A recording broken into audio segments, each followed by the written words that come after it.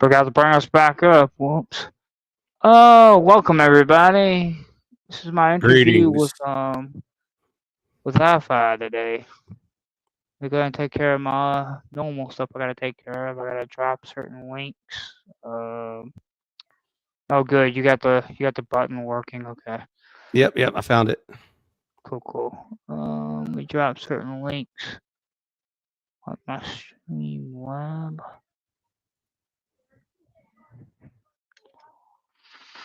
Do my normal stuff. I do.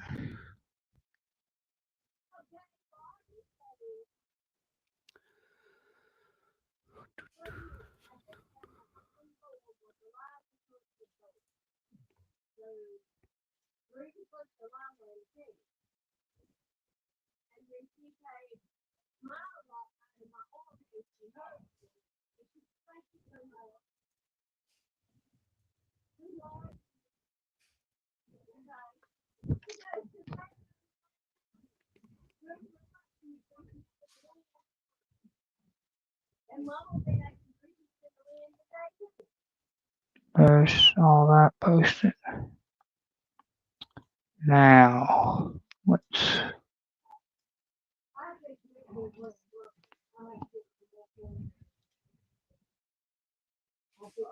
get my disc.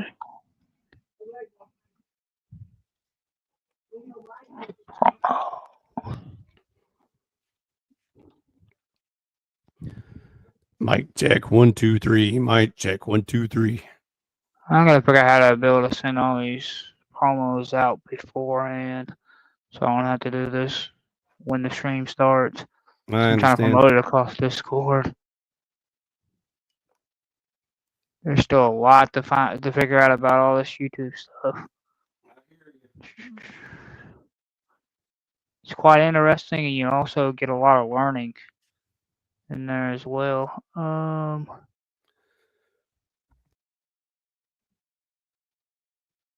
think I got everything. Yeah, as soon as I make it big, I'm hiring a producer to do all this stuff for me. Yeah, I want to hire. Yeah, I want to hire somebody whenever I get bigger. Hire somebody to do all that background stuff. I gotta worry about it. Be like, what's that dude's name? He's got a show, but he's got a lot of people in the back. Does all that stuff. You got me. Well, well. I mean, technically he does too. Tim Pool, he does too. But I was thinking about someone else though. But Yeah, I think most of them do. Yeah, no most of them bigger ones. Yeah. But yeah, welcome everybody. I think I got everything set up and everything, all the links up there and everything. So let's go ahead and get this interview on Christian Libertarianism. Because if I remember correctly, that was what we was interviewing, right? Because it was Christian Libertarianism. That's what I thought. Okay. Or conservatarianism for short, if you want to combine those two words. Yeah, for sure. But yeah, chat, I'm going to get y'all involved in everything. I want y'all to think about this question throughout the interview. Do you agree with Christian libertarianism? Yes or no? Because there's going to be a poll at the end to see whether or not y'all agree or not. So yeah. And anyone that does disagree, I want to know why and why, if you have a better suggestion. Hello, old Joe. I see you over there in I5's chat. Hello, old Joe. Oh yeah, old Joe is one of my classics. He says he always agrees with I5 every time. Yeah, I see that. Hail Emperor Phi. But yeah, let's go ahead and get started with this interview though. My first question is, I5, let's just start off with the basics. What is Christian libertarianism? So conservatarianism is when you have a person who's trying to find a political home that doesn't quite fit into the libertarian camp or the conservative camps. And so in modern times, your typical conservatives are your rhinos, your neocons, all those, Republicans and stuff. And then your libertarians are mostly hail from the Libertarian Party, which was kind of going in one direction, but completely failed. And so neither one of those groups addresses the problems that we are concerned about. So what we want is the best of both worlds. We want a conservative Libertarian Party, which doesn't exist, and which is why I had to create it. So basically, from like mainstream politics, most people are only familiar with like the Democrats and the Republicans, and very, very, very few people have ever even heard of like the third party choice or like the independent party or whatever, or the Libertarian Party. And Or so middle party, yeah. so that would be a good place to start to understand where we're coming from. And so once you start your journey through the Libertarian Party, you then find out that that still doesn't answer the final questions that we have. And so Libertarian Party is too broad of a tent, that the umbrella includes lots of like left-wing people as well as some right-wing people. And so their main focus is just to make the government smaller, which we're all for. You know, we love that idea, but we don't want to become allies with like, you know, woke leftists and stuff like that in order to accomplish that goal. So Yeah. what conservatarians are like your typical, you know, right-wing conservative people that you would typically see like in a Republican group, but we don't support big government like Republicans do, because Republicans not only love our big government, they want to make it even bigger. And so we're not a fan of that either. So like I said, we don't fit into either group. We don't fit into the Libertarian group, and we don't fit into the conservative group for each reason. So Wow. go ahead. But I thought the conservatives nowadays though aren't like that though. But that Well, it I depends on thought they who were you like a ask. smaller government. But yeah, I guess it In really depends theory, on who you that was ask. the traditional idea, was that, you know, Republicans were conservatives, and conservatives generally wanted smaller government, less taxes, you know, all that stuff. That's not true anymore. That hasn't been true in my own lifetime, and I'm Gen X, so I'm over 40 years old, and it has never been true that the Republicans were like the party of small government and more freedom, more liberty, and stuff like that. And so so getting back to that, that's kind of what led us into like the Ron Paul revolution. And so Ron Paul is probably the most current example I can think of. Is if someone were to ask me, who do I think is the best, you know, publicly well-known example of a conservatarian? I don't know. Paul. I don't know Ron Paul's religious views or his, you know, moral views or whatever, but I would guess he's not your typical left-wing woke, you know, immoral type person. And so it's pretty safe to assume that he would at least be, you know, good enough to begin the discussion for a conservatarian. Yeah. But of course he just ran as a libertarian, you know, back in when he was running for president, trying to just break the mold of the deep states uniparty, which really doesn't matter which one you vote for because they're all socialist authoritarian. So it, you know, doesn't matter whether they say they love Jesus or not. All they care about is big government and stealing from the citizens. And so that's what we're not fans of. Yeah. So talking of government, you'd say your little government, but what else would describe the government? More As far as I know. small local focus rather than large federal setup. And so we're not So opposed to government. You know, a lot of people make the mistake of thinking that we are anarchists. You know, yeah. anytime you talk to a libertarian, they sound like they're talking about anarchy, you know, because some of them are anarchists. But even if we dream of, you know, some utopia that's not possible with humans on the planet, of some sort of like Ancapistan, you know, where it's like pure anarchy, pure free market capitalism and You could whatever, never get to that. Yeah. you can't ever achieve that in real life. Yeah. So libertarians admit that that's just a pipe dream and we don't take it serious. So, but we aren't arguing for no government. We're just arguing to try to get the government as small as possible, yet still have a, you know, unified, solid country that's safe and secure and has its own economy, and its citizens are safe from, invaders and cartels or whatever. And that's it. That's all we want from the government. So essentially, like what the founding fathers wanted, I would say. I think that's basically what they wanted.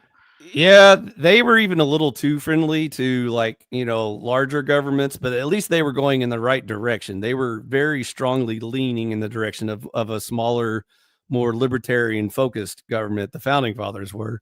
And even Yeah, the early America showed good signs of that being possible. Unfortunately, just time and corruption always leads to more socialism and more authoritarians, and here we are today. We're yeah, almost as bad as any other, like, third world country at this point, because we have become so heavy-handed big government and so socialist that it's just a lie to pretend that we're capitalists and libertarians. yeah. Because I mean, it's a surprise that we're not done as far as a country, because usually countries would die out by this point. The fact that we've lasted this long is amazing. I think the only reason why we lasted this long was because of our strong roots in that libertarian capitalism. Unfortunately, now we're just kind of like running on fumes at this point. And so even though, people say, well, we're still the greatest country in the world, that's a really low bar to set, first of all, because if you look at all the other countries in the world, they're so bad that, it's like, it's not even funny. But and again, if you're comparing yourself to those countries, you kind of already failed on your own, because if you were just looking at your own quality and merits, you would realize that you're not really doing that great either. So we're running on a lot of old money and just lots of misguided faith. People still think that the US dollar is like a good investment and stuff like that, like third world countries that don't have clean water or electricity and stuff like that. That's what's keeping America going. But at this point, it's just completely taken over by the deep state oligarchs and the military industrial complex and the pharmaceutical industrial complex, and the next it'll be the technology industrial complex. It's just one crony capitalist after another, just colluding with the government in order to maintain their, uniparty oligarchy. And so Hmm. again, that's the thing we're trying to fight against. We're trying to, first of all, there should be no collusion between any privately owned company and the government. Absolutely, yeah. That's what crony capitalism is, and that's what leads to fascism, by the way. And I know people don't like to, use that word anymore, but that word has meaning. And if anything, we are rapidly becoming a fascist country day by day. And yes, I know, everyone's going to start saying he's saying we're Nazis and stuff like that, but Nazis are just like one brand of fascism, which we can Yeah, get into that as well. But because but you, then yeah, but then all the Democrats try to argue that somehow communism is a better alternative than, being like halfway capitalist and being like fascist or whatever. They'd rather just go full communist and just completely eliminate capitalism altogether and yeah. just go But full what the dictatorship. Christian libertarians say, um, So the Christian libertarians are on the opposite end of that spectrum. So you couldn't be more opposite, black and white, in this argument than what a communist is, basically. There's two types of communism. There's real communism, and there's the fake bullshit communism that everyone pretends that they're doing. And so the actual definition of communism, according to Marx, is an anarchist state that utilizes socialism to um, run the economy, which is complete bullshit, because the socialism is when the government seizes the means of production, like y- your land, yeah, labor, and fruit, stuff like that. And so if you have an anarchist state, that means you have no state or government. And so how can you centrally plan the economy if you have no government to centrally yeah, plan it? you can't, So that's yeah, why the actual definition has never worked but ever in human history. What really happens is you get a bunch of like socialists together and they always promise you it's going to be democratic, bro. Trust me. And so but I think we veered off a little bit too far. We need to get back to the. well, I was telling you the opposite of Christian, just so you know who the opposing team is and understand our view better. So our view is not only is morality the key important foundation of our view, the second most important pillar of society is capitalism, the free market access to private exchange of goods and services. And Yeah. so socialism is our main enemy. That is like, the anti-capitalism is socialism. So Christian libertarians would be pro-capitalism. Is that what you're saying? Absolutely. That's what I'm saying. It's not optional. And so that's why some people try to like pick and choose parts. Like they say, well, I kind of like some right-wing values and stuff like that, but I'm a socialist, so I want the government to take all my money and spend it wherever they want. And we conservatarians are like, no, it's your money. The government shouldn't be allowed to steal it, even if you democratically voted to steal my money. That doesn't make it moral to take it from me just because you and all your buddies voted to steal my money. And so that's how they always sell it to you. They always sell it to you like it's going to be democratic. It's all about the people. It's it's protecting the workers' rights and blah blah bullshit. That's the communist spiel that they sell you. So we're not buying it. We completely reject it 100%. And so not only are we morally based, which again, communism is immorally based. The first thing they do is get rid of religion. So that's like step number 1 is kill religion. Step number 2 is seize the means of production, which is socialism. And now you've completely destroyed all morality and capitalism. And of course, it's going to be an authoritarian government, which is the third final piece, which again, conservatarians are moral capitalists that support a very small, limited libertarian government. Yeah. And so the opposite is that, it's the immoral socialist authoritarians. Yeah. No God, no nothing. Like Well, no the God, state no is their morality. god, and that's why they Yeah, get the to take all state your is money. their God, but it's subjective morality though. There's no objectivity to it. Exactly. So, what is a Christian libertarian? It is a person who puts number one important foundation is morality. And obviously, I would be arguing from like a Christian point of view that Christian morality is the superior choice. But I wouldn't argue that that means we should then combine church and state into a theocracy, which is again is what separates us from your typical neocons and modern Republicans and stuff. They think that we should use Christianity as a weapon and make it like a government law that will be enforced by law and guns and like like the official state policy is to become a Christian. And so obviously if you study Christianity you can see lots of problems with that, but most modern Christians don't. They'll sit there and argue with me that the best answer is to create a theocracy like we had in the dark ages in the Europe. So they want a new pope to take over America and become this new theocracy Christian state. Yeah. And that's complete garbage. And so again, see, we're opposites in different directions. We're opposites from the authoritarian conservatives, even though we agree that Christianity is the best. We don't agree that the government should enforce it and that a huge government should be controlling your lives. And on the libertarian front, we disagree with the left wing of the libertarians that think that socialism is an option and that immorality is okay. And so that's why I said we can't fit into either camp because we disagree with each strongly. But of course, we're not even debating the immoral socialist authoritarians because they're not even on our radar. They are like the worst, disgusting, most subhuman evil possible.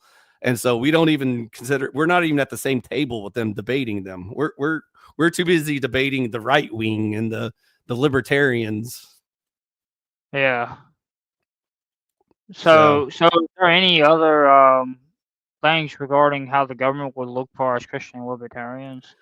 So what we want is the smallest government humanly possible. So obviously you're going to need things like national security. You have to have the foundations of morality and the rule of law. So you're not allowed to kill or steal or lie. Yeah, The government would enforce that, because obviously if you try to let every private individual enforce that, you're going to have people just doing vigilante justice or yeah, you're gonna have cartels forming. chaos, And so obviously we're going to agree to some formal, court structured system. government that has like, I would rather have like judges rather than like, presidents or kings or whatever. Yeah, And so my government would just have like judges are the ultimate authority in the government, and all they do is enforce the rule of law. And so as long as the rule of law is obeyed, then the government has nothing else to say or do. They don't tell you like where to live or who you're allowed to associate with or what religion you're allowed to worship or what speech you're allowed to use or anything like that. And so it's all about maximum freedom within a moral constraint. So again, we're not arguing anarchy. Anarchists are arguing just, it's free for all, and man does whatever he wants and no one can tell him what to do. But yeah. libertarians say we have some laws, we have the rule of law, but that's it. That doesn't mean we just recreate the same bloated government we have today. It just means that we have the absolute bare minimum, safety and security. We have like border enforcement, border patrol to stop people from just flooding in the country and screwing everything up. And it has no bearing on the economy whatsoever. So here's another good example of what the government has no place doing. So every time you hear like your president or whatever say, I'm going to fix the economy because I'm going to create these new tariffs and these new taxes and blah, blah, blah, blah, blah. That's the number one red flag that they're getting ready to fuck up your economy, because the government never does anything good for the economy other than stay out of the way. So y'all would completely want the government, though, from a Christian libertarian point of view, to stay out of the economy. Completely. The only role the government would have is to make sure that citizens are not stealing from each other or killing each other or lying about contracts or Well, whatever. that goes back to morality. So that's the Right. moral But that's point. it. That's the limit of the government. It That's the can't go limit of the above and beyond government. that. So yeah, So they can't take your money and call it taxes and call it democratic because your neighbors voted to steal your money.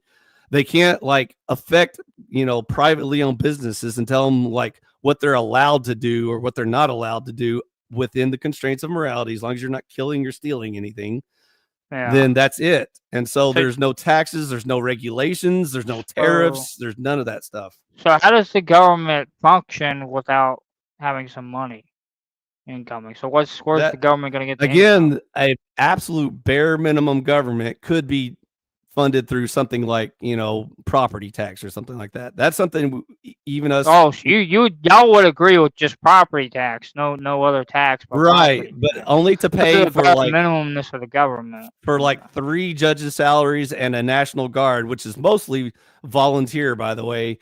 Like regulated militias is all you need in order to effectively patrol your lands and enforce national security, like a National Guard. Yeah. So whatever isn't covered by volunteer, well-regulated militias can be covered in through property taxes or whatever. Mhm.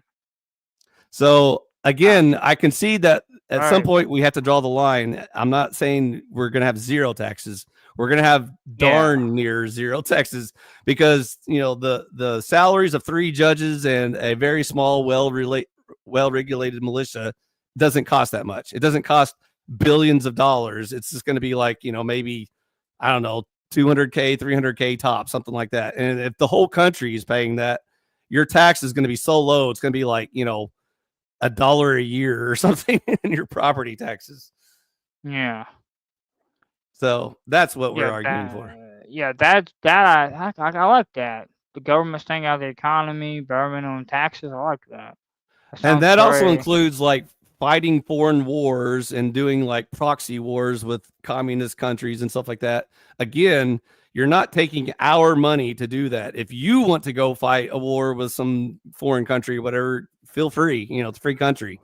But if you steal my money and then use my money to go bomb brown people in the Middle East or something like that, that's not a good use of my tax money. And nor did I ever agree to that or find that morally acceptable. So Yeah. that's why I'm talking. We're like worlds apart from what we're dealing with today. We're not anywhere near anything that would even resemble a conservatarian government. Yeah, but it could be possible to get there though. I'm No, sure. not under our rule, Well, but not. What do you mean not under our rule? I mean, like if conservatarians are in control of the country, there would never be any like proxy wars or anything like that with Well, foreign countries. but we can. What I'm saying is we can get there though. That we'd have sort of like a similar thing to that though if everybody would come together and be willing to do that. But Oh, you're you'd have to saying get a like it's possible to get to a conservatarian goal, is what you're saying. yeah, conservatarian or Christian libertarian. I don't know which Oh way yeah, I you mean want it's to call it. theoretically possible, but the Yeah, only missing ingredient is good and intelligent people. So, like I said, there's a very very small audience for this message, and so yeah, I've tried to just for fun try to engage in like blood sports debates and stuff like that, and those don't usually go over too well because people love licking boots and they love their giant big governments. And even if they claim to love Jesus or whatever, they don't care about stealing your money or using your tax dollars for completely immoral things or whatever.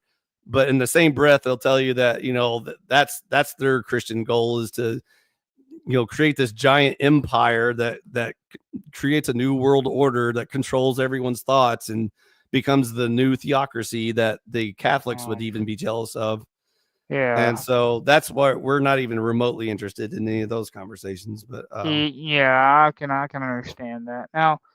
Now getting into, I think we've covered everything as far as the what the government would look like. I do believe, unless there's something else that I'm I mean, there's all missing. kinds of facets. There's things like um, the immoral acts of like murdering babies with your tax dollars. There's all kinds of horrible stuff that goes on in our country right now.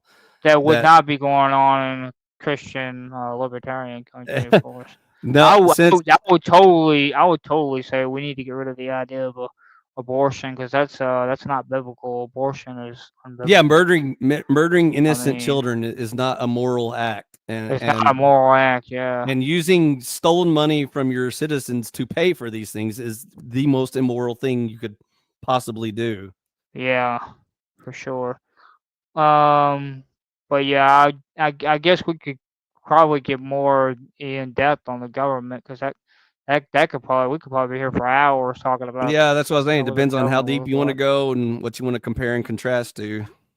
Yeah, maybe we could get more into that in a separate episode. But I'm just trying Okay. to get the basic general ideas of what Christian So libertarian the is right basics now. on the economy is a free market capitalist economy. So that means private ownership of your land, labor, and fruit, and the Yeah, voluntary exchange of goods and services. So as long as you obey the rule of law, the government should have nothing to say about who you sell to, what you're selling, why you're selling it, how much profit you're making off of it, or whatever. None of those things is the government's business. And one yeah, of the oldest tricks in the book that always leads to socialism is the first thing they'll say is, "What about unions? We need unions to protect the workers' rights." And if you're well versed in politics, you know immediately that's a red flag from the commie bullshit because that's how they sell socialism to you. They always make it sound like these poor souls are being, you know, bullied by these big rich, corporations or whatever. And so they yeah. need the government to intervene and tell these mean corporations how much they're allowed to pay their workers and stuff like that. And so in a free market Uh, capitalist system, as long as you agree to provide a service in exchange for money or whatever, then that's voluntary. So mm-hmm. as long as your boss isn't pointing a gun to your head and forcing you to do slave labor, then anything is fair game. And so a lot of people Yeah. say, oh, what about, children, and, what about overtime, and old people who can't make choices for themselves or whatever. They always try to come up with some bullshit excuse, but all it does is lead you right back into socialism, because then all unions do is form bigger unions, which eventually just becomes the government. And then the government just takes all your money and controls all your businesses. Yeah. So, but y'all would say, as far as Christian libertarianism, no government intervention, Zero. The zero government has in the zero economy. business in So your even economy. far as setting wages and things like that, it would be Anything, hours, wages, work conditions, anything is not the government's business. Because again, if you don't want to work for a company because they're so mean to their employees, they pay them so low and they make them work in sweatshops, and they don't give them any of the profit of the business, then don't work for that company. Go start your own company and you make your own goods and services, and you're free to do it as you deem. And so yeah, that's the beauty of capitalism, but that's also the catch, is it requires hard work and the ability to produce, quality, merit, and value. And that's why the left wing hates it so much, because they want the free government handouts and the government to tell all of these big mean companies how much money they deserve for yeah. free, just because they're employed by the company. Now they suddenly get like shareholder percentages of the company, which is just absolutely ridiculous, but that's the world we live in. Yeah, I think we've covered all the pretty much basics of what it looks like far as the government. Like I say, maybe some other point we could get more into the details. I want to move on to the next question now. Okay, go ahead. So what does the home life look like far as a Christian libertarian? What does that look like? So it's back Is into the moral aspect. So the Christian portion of conservataria is that we are very Christian, founded uh, and organized. And so a mhm, home life is obviously a patriarchy, in which the father is the head of the household of one wife, a one female woman wife, and all the children submit to the parents. And yeah, again, the government has zero role in that structure. The government doesn't tell the husband how he's allowed to raise his house and to treat his family or anything, so long as he obeys the law, as long as he's not and killing them or yeah, lying or stealing. or Um, obviously doing other wrong acts towards them. As long as it doesn't well, go against morality, right? that's where it starts getting sticky. So um, this is where you get into real hot debates about how far you want to go towards a theocracy. So a Christian libertarian argues that we should go in the direction of autonomy. That means the houses are free to function as they please, and the government has little to no role in it whatsoever. Now, if you want to try and argue that a Christian society has a moral obligation to oversee every house and make sure they're all good, peaceful, loving, neighbors, then you start tiptoeing into that direction of a theocracy. Because if you're going to use government force to do this, then we can have police officers showing up at your house and saying, one of your neighbors reported you were spanking your child the other day, and we don't allow spanking children in this country, so you're going to jail. Is that the country you want to live in? But I mean, I'm not saying far as like whooping your child, things like that. Wouldn't you say still that the government should be on some level making sure a man doesn't do anything like like completely like beating his child, like That's or that's wife the or whatever? that's the problem. That's That's the the wouldn't that be considered still a moral thing that the government Yeah. should make sure It seems it doesn't to happen? many people that we have a moral imperative to intervene. And so that's where the floodgates open, because as soon as the government has a moral imperative to intervene, then they decide how your house is going to be run. So are you saying that then the community should be the one that does the I intervention? think Because it should shouldn't be someone? way more focused on the community and way more focused on the household itself. So if you have a problem with a particular household, the first thing you should do is go to his local church. Well, yeah, that's assuming that the person is Christian, which I know for Right. Christian libertarian, it's obviously going to be Exactly. So what if they're Christian. not Christian? What the Are they thing is, not bound to Christian what do you do morals? about the non-Christians though that would be living in Well, this in order to be country though? consistent, conservatarians argue that it doesn't matter whether or not you subscribe to Christianity or not, you're still bound to our bare minimum fundamental rules, the rule of law. And so Yeah. that's why we start from there and then argue from that direction. We don't say that's the final straw, like there's no government laws. We just say we want them to be as small as possible. Now that we may have to expand the laws to include how, married couples treat each other. And so if you want to keep violence out of your community, you'll have to make that a law of the land that will be enforced by the government. Yeah. Same question. Do you want the government telling you whether or not you're allowed to spank your children? Because that is a question the government would answer. Yeah, but it doesn't have to go that far though, Yeah, it providing that does. you. That's the argument. The argument is either you control your house or the government controls your house. And the more the government controls your house, eventually you will have no control whatsoever. And you may say, well, there's nothing wrong with making laws against, spousal abuse, for example.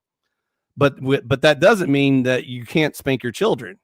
So you can't beat your wife, but you can beat your children, correct? No, I never said that. I said you. No, That I'm doesn't. asking you like we're arguing it. I'm just seeing if you can see where this argument goes. Well, you Like, is couldn't that where beat you draw either the line? one. You can whoop your child if your child gets out of line. Exactly. Okay, But well then whooping is some. not beating though. Beating and whooping are two different levels. Okay, well you call it whatever word you want. It's still physically applying force on your child. So however you want to phrase it, it's still the Yeah, same thing. but the whooping is a disciplinarian thing, not I understand the necessarily. difference between discipline and violence, but but again, do you want the government to decide when it's discipline or when it's violence? Yeah, but this government would be mainly made up of people that should know morality, though, right? Because you're talking about a Christian That's the libertarian theory. What society. happens when the government gets out of touch with morality and it just forbids any form of punishment? Well, if the basis of the government is Christian libertarianism, how could it get out of touch of morality Very if it's easily, because if it human corruption, consistently stays with Christian libertarianism?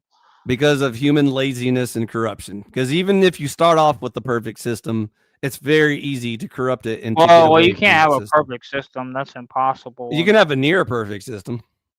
I can't Eh, think of a more perfect system than that.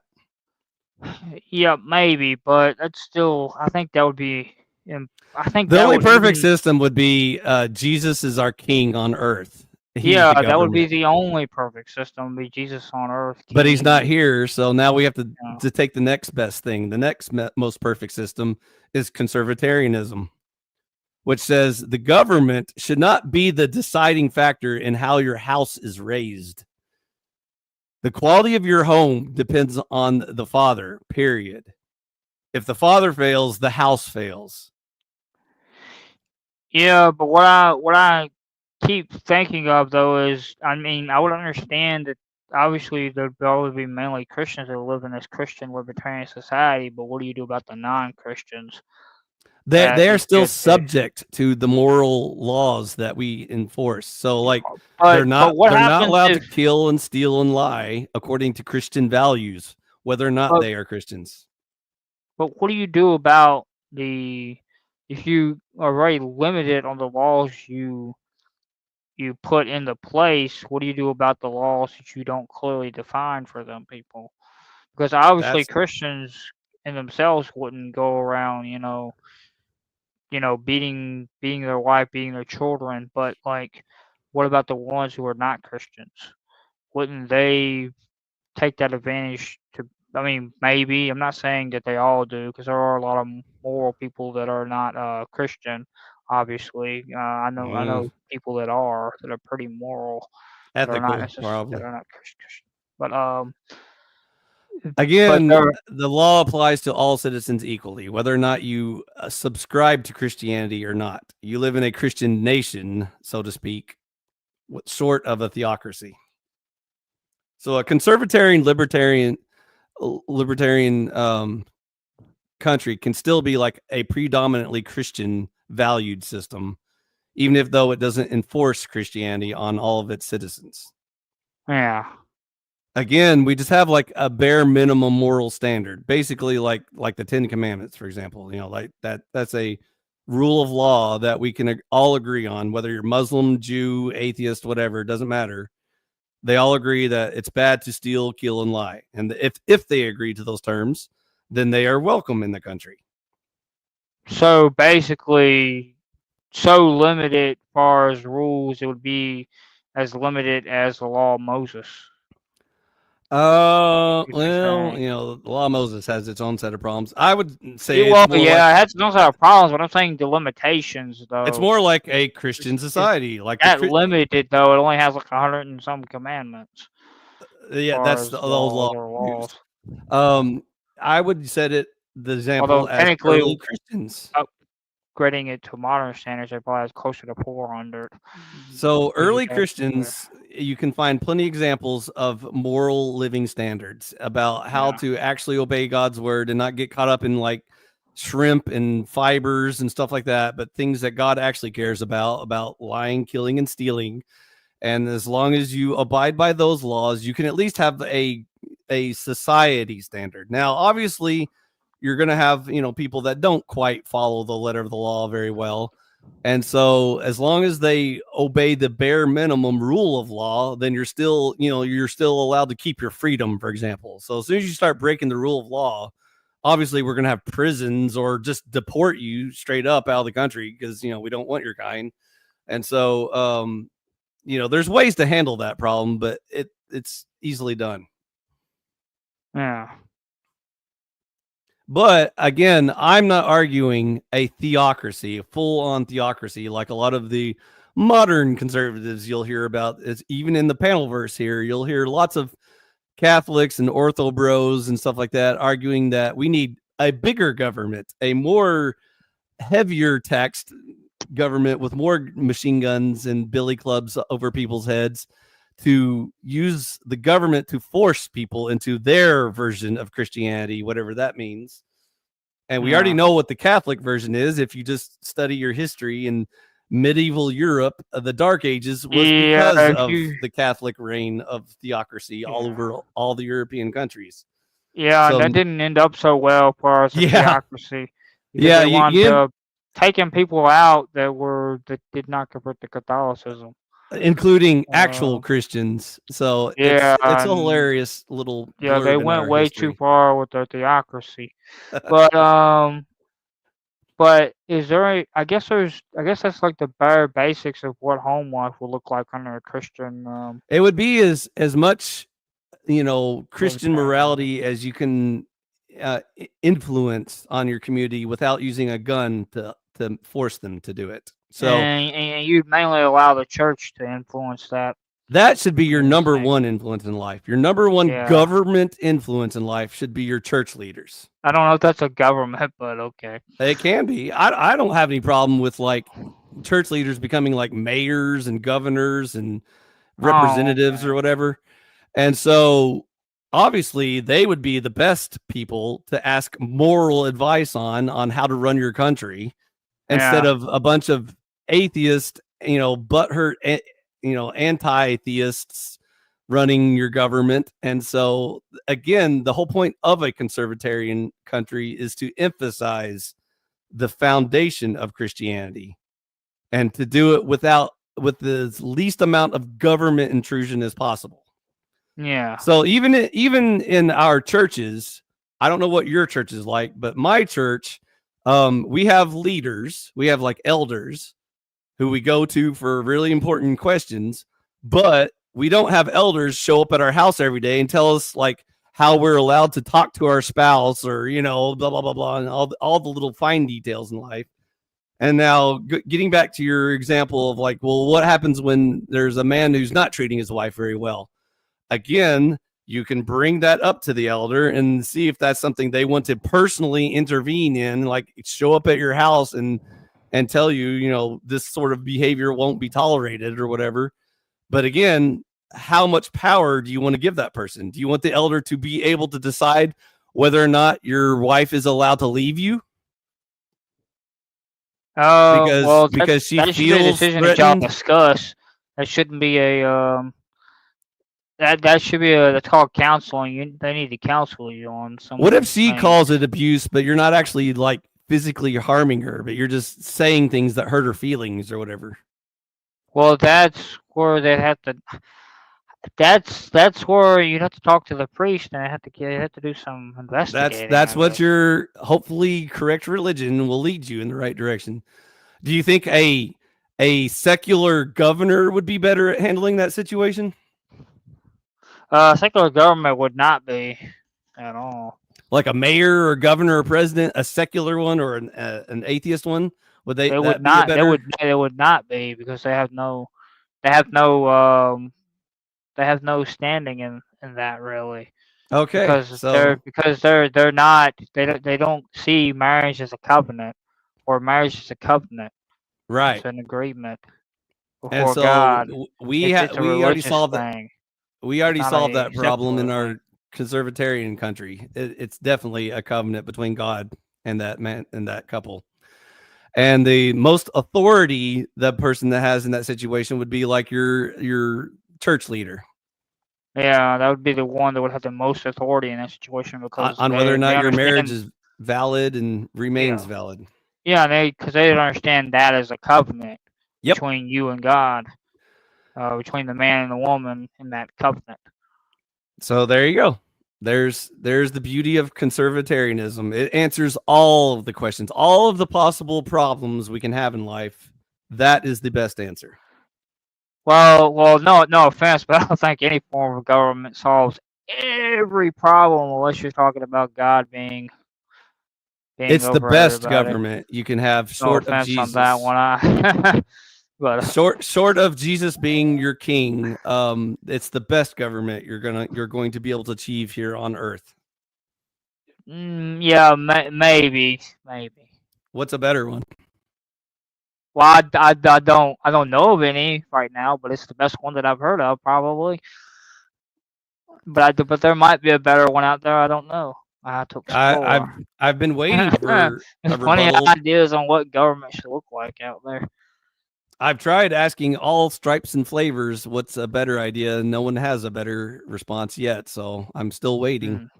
Any minute now, I'm sure someone will figure it out. Yeah, Anyways, obviously it's not a perfect system because any system that has humans involved is not going to it's be not perfect. perfect. Yeah. And So all you can do is control for corruption, evil, and stupidity, and that's the best chance you have is conservatarianism. yeah. So I guess that's the basis of what home life will look like. So I guess that leads us into the next question. Because we was talking about church.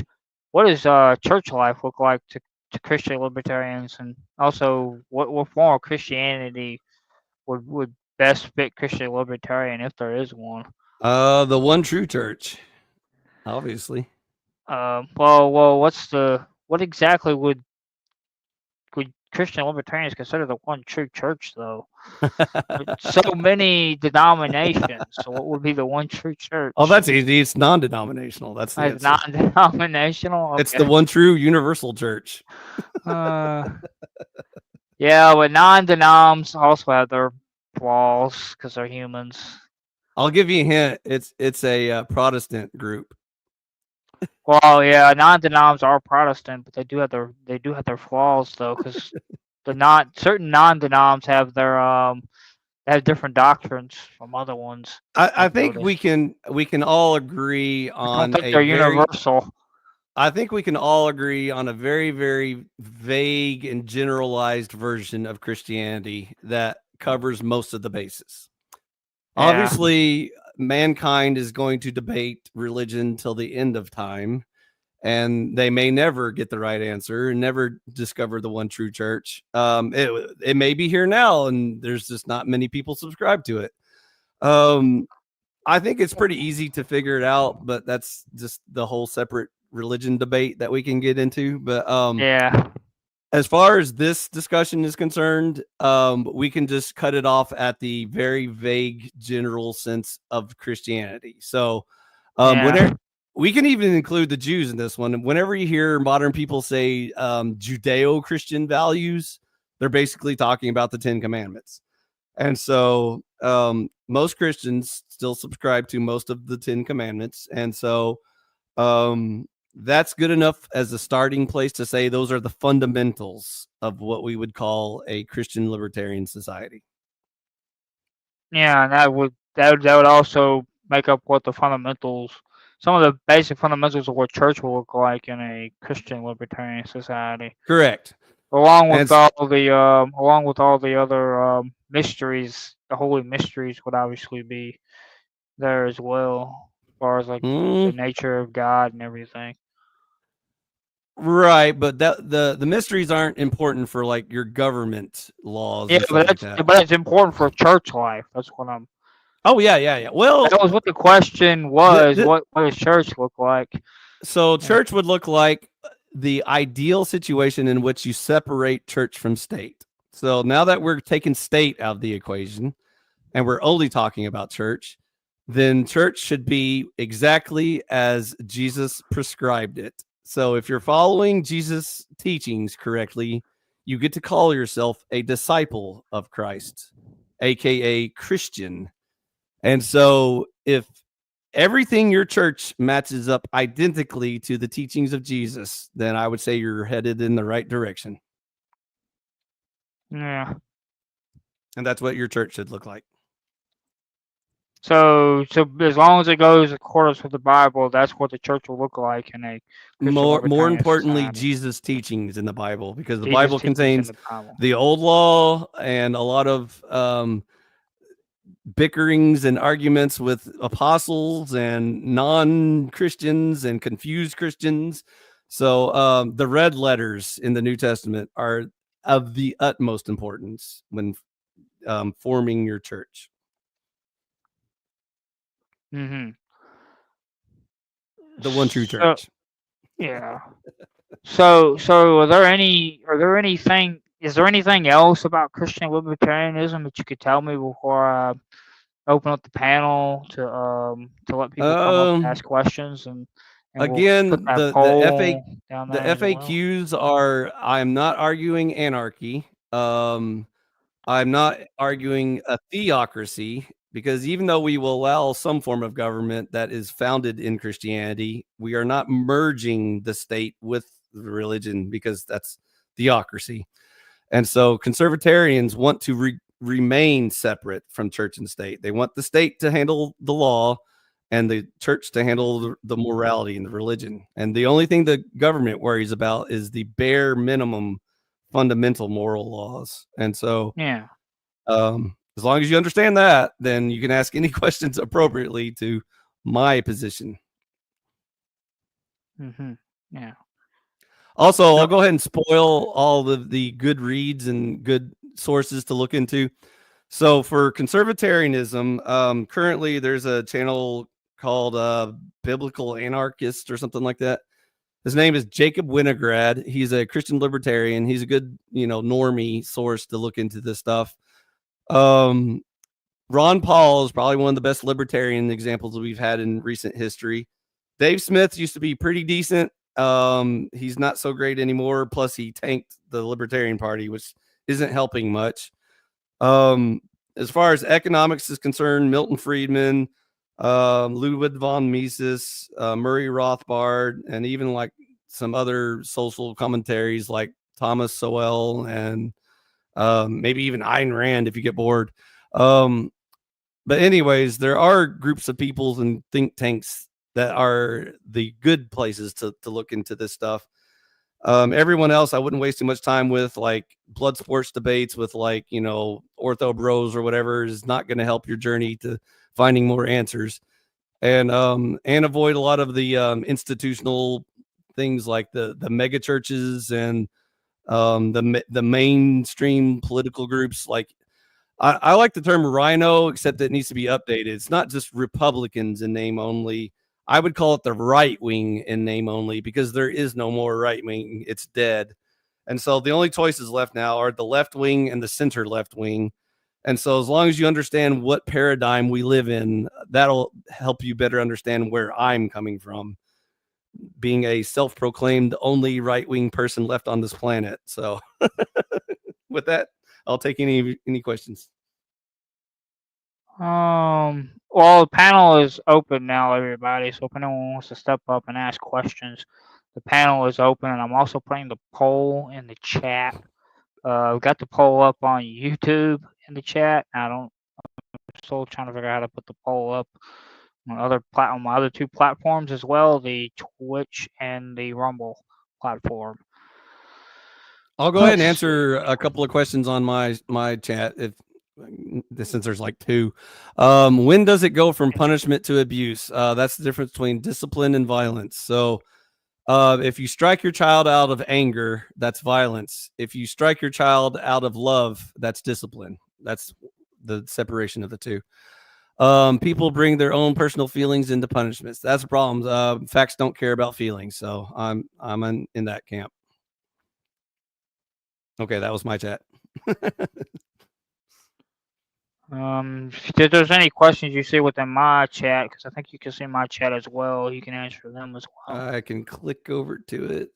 I wasn't watching your chat, by the way, so I don't multitask very good. And when I'm on panel, I even ignore my own chat. So sometimes my chat's like yelling at me, and I'm just like talking, looking at the screen. So let's see. I don't know how to do this poll though. But yeah, I'm all about bringing up people for questions, or in chat they can just go berserk. They can ask any kinds of questions, and I'll answer. There is no taboo or off topic question for me. I'll answer any question, so it's up to the host. I might just have to run the poll only on YouTube, because I can't figure out how to run it on Rumble and Twitch. So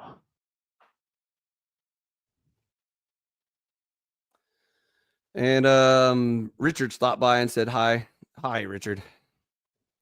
If I'm the only resident and emperor, does that not also make you the only slave? That's true. I am all of the above, Richard. And peace be with you.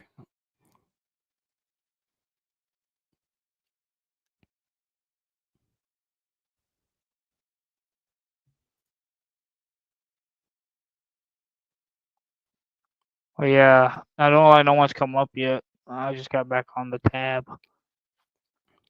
So like I say, anyone wants to come up, feel free to come on up.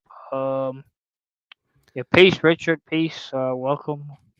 I could post also the link to my stream. I am open for debates if that's the only way certain people can communicate, in your audience. So I don't have any problem debating people. I'd rather have these kinds of conversations where we just talk back and forth about our views, and then you can just ask any questions you want, like all the details you want to know about how we do this and all that sort of thing. Oh, there's another thing that I could have answered. Some people want to know, how do we go about achieving this goal? And so the logistics are a little hairy, but are you familiar with the Amish community? I am, yes. Okay. Are you also familiar with like the Free State Project in New Hampshire? No, I don't think so.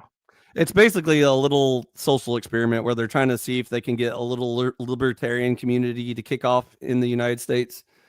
And it's going okay. It's not great, but they could do much better. But I think if you take the Amish community and the Free State Project and combine those together, you would have a pretty darn good attempt at starting conservataria within the United States. Yeah. Like you were saying earlier, it's possible. We could all get together like-minded individuals and, actually try to achieve these goals. But again, humans are lazy, and so there's a lot of people who are like, I don't want to have to move or like, get a new job or, Yeah. I'll put the link to the panel if you want to put it in your chat there for anyone to pop up if they want to. Oh, to invite them onto the stream? Yeah, if anyone in your chat wants to pop up and ask questions and stuff. Okay, yeah, I'll do that with your permission. So, Yeah, because I can't put it in your chat where people can click on I it. will. Let's see here. Let me go to my But chat. yeah, anyone in my chat wants to pop up, feel free to pop up. And let me... Includes you, Sweater. If you want to pop up and ask that question, you can feel free to pop up. Okay, StreamYard link is in my chat pinned at the top. So if you guys are brave enough to come on panel with me, bring it. But yeah, Sweater has a question there. He corrected the interaction part. It's supposed to be interaction. So in this ideal Christian libertarianism world of yours, how does the interaction between nations work? Is there any reason to attack a neighboring nation? Okay, so I personally don't want to sound too isolationist, but I come strongly from that camp. So if we are going to solve the world's problems, I would submit that we first must solve our own problems. So if we can't get our own house in order, we have zero business telling other countries how to run their house. As far as intervening in foreign nations, the only time our National Guard would be mobilized into a foreign land to engage in war with foreign peoples is if we are allies with a foreign nation and they were impeding in our business. So, for example, if Britain and Conservataria were two allied countries and we were doing business with each other, trading and vacationing in each other's places, and then some mean Russians show up and start sinking our boats while we're trying to visit each other, and we're not doing anything to Russia. We're not messing with their economy or anything like that. Then they would have a problem with Conservataria. We would fully mobilize our military, including creating a new military just to fight these people. And then we would go, probably just wipe them off the map or something, and then we wouldn't have a problem with those people anymore. In the meantime, I don't want to hear one word about any sort of proxy wars or like controlling oil prices or any bullshit democracy spreading like, oh, we got to send democracy to the Middle East. That's why we're there, because we love democracy. And so, we're not falling for any of those bullshit traps. Again, if there's a national security interest with one of our allies, we will hear the debate about whether or not we should get our military involved, which would have to be a voluntary military, by the way, for any foreign war. So the National Guard is only for protecting our people in our country. So if there's ever a foreign war, they would have to volunteer to fight in that war. So again, you're free to go fight anyone you want to. You just won't do it in the name of Conservataria. You'll just be doing it in the name of, your little clubhouse or whatever. So that's how we would handle foreign nations. And no, there's never a reason to attack a neighboring nation. Unless you want to cleanse the world of socialism, which is much more difficult than it sounds. But anyways. Well, wait a minute. So there's not ever a reason to attack a neighboring nation? What if that neighboring nation is doing something immoral? Is that... Are we the moral arbiters of the planet now, or what's our role? Is this our planet, or is it just sovereign nations' planet? That's a very sticky question. But that depends on how far immoral they're going, though. Should we allow someone like? Can you name a single country on Earth that isn't doing something immoral right now? Yeah, but what about the AHs of the world? What do we do about them? I don't know what If you know who AH I stands mean, the for. mustache man. What do we do about them people? We gotta be Oh. careful about saying his name on YouTube. Okay, so what happens? There's a perfect example. What happens if on your paved road to hell with your good intentions, you thought you were taking down the bad guys, but then you ended up empowering the much more evil guys. During World War II, the United States government helped create, form, support, and fund the communist parties that we now are suffering from, including in Yeah, our own country. but you're talking about a corrupt government though. We're saying we're talking about under the government we're talking about is a Christian government though. Right. So Okay. we're Well, if it's talking about that would be in a Christian like so if it's a simple libertarian numbers government. So game, we're not talking about a corrupt government in this case, like at least not super corrupt. if it's a simple numbers game, I mean, and you can, granted, there will be some corruptions even in a there Christian always will be. government. That's the problem. That And that's human fallacy. if it's a simple numbers game, I would say you could probably, in good conscience, stop one mass murderer by only murdering one person. So Ah, that's consequentialism, isn't it? When you're a consequentialist, that's it what that. depends on how you solve the trolley problem. Do you pull the lever or not? What do you mean the trolley problem? I'm just saying that that's consequentialism. So you're Right. The choosing. consequences of pulling the lever is either one man dies or a million people die. Yeah, Which one do you want? Of course, but in that it means that you are saying that you believe in a structured system that would rather see what is right and wrong, and then it's gone for. It doesn't just let it happen. You understand that? That's Again, for me, it's simple numbers. So if your choices yeah, are, so so using the logical idea of how we do it. that's how my logic works. My logic says if I do nothing and a million people die, versus if I kill one guy and then those million people live, then I will choose that one murder. But again, hypothetically speaking, by doing what you do, so as I say, the consequentialism idea is like if you could go back kill Hitler because of this, would you? And people go like, oh Oh, you yeah. have to be careful about his name. No, it doesn't matter, but anyone that you choose to do this to, okay, in a hypothetical situation, of course, it's what that does to again what we think as a future won't exist here. That's the conundrum in saying that, but it also states in that you will see a structured system of a justice, a judicial system that it would be okay. This is wrong, that is right, and it's set in stone. Right. Nothing. And I already told James what I would do is let the Nazis and the communists kill each other, and then whoever's left, we would take care of them because we don't want either party in our world. Yeah, but that's. But the worst thing you could do is found and support the Communist Party so that they are now controlling the planet we live in, including the governments we all subscribe to. Well, here exactly that. I mean, so the communist regime, if you will. So would you say it started in Russia, the Red Army? It started with Marx, but yeah, Russia was the first big explosion. Yeah. But Marx was a socialist, not really a communist. Well, he started the Communist Manifesto. Karl Marx is a philosopher more than anything. Okay, it's Trotsky or Lenin, I guess you go towards. I don't care who you blame. I don't like any form of communism, whether it's Marx, Lenin, Stalin, or Mao.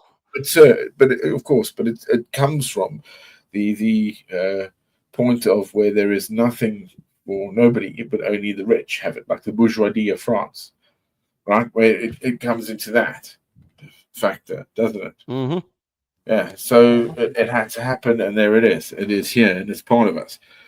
Where it's created the mindset. So I would say there's certain faiths that would, these are religious ideologies or theological understandings of the world that are structured like communism, right? Because that's how you come together. That's those are the bad guys we're trying to fight. I agree. That's the opposite team. Yeah, but of course, it's the opposite team. I am a Christian, and I'd bravely say that's the Christ and Christianity isn't a passive religion.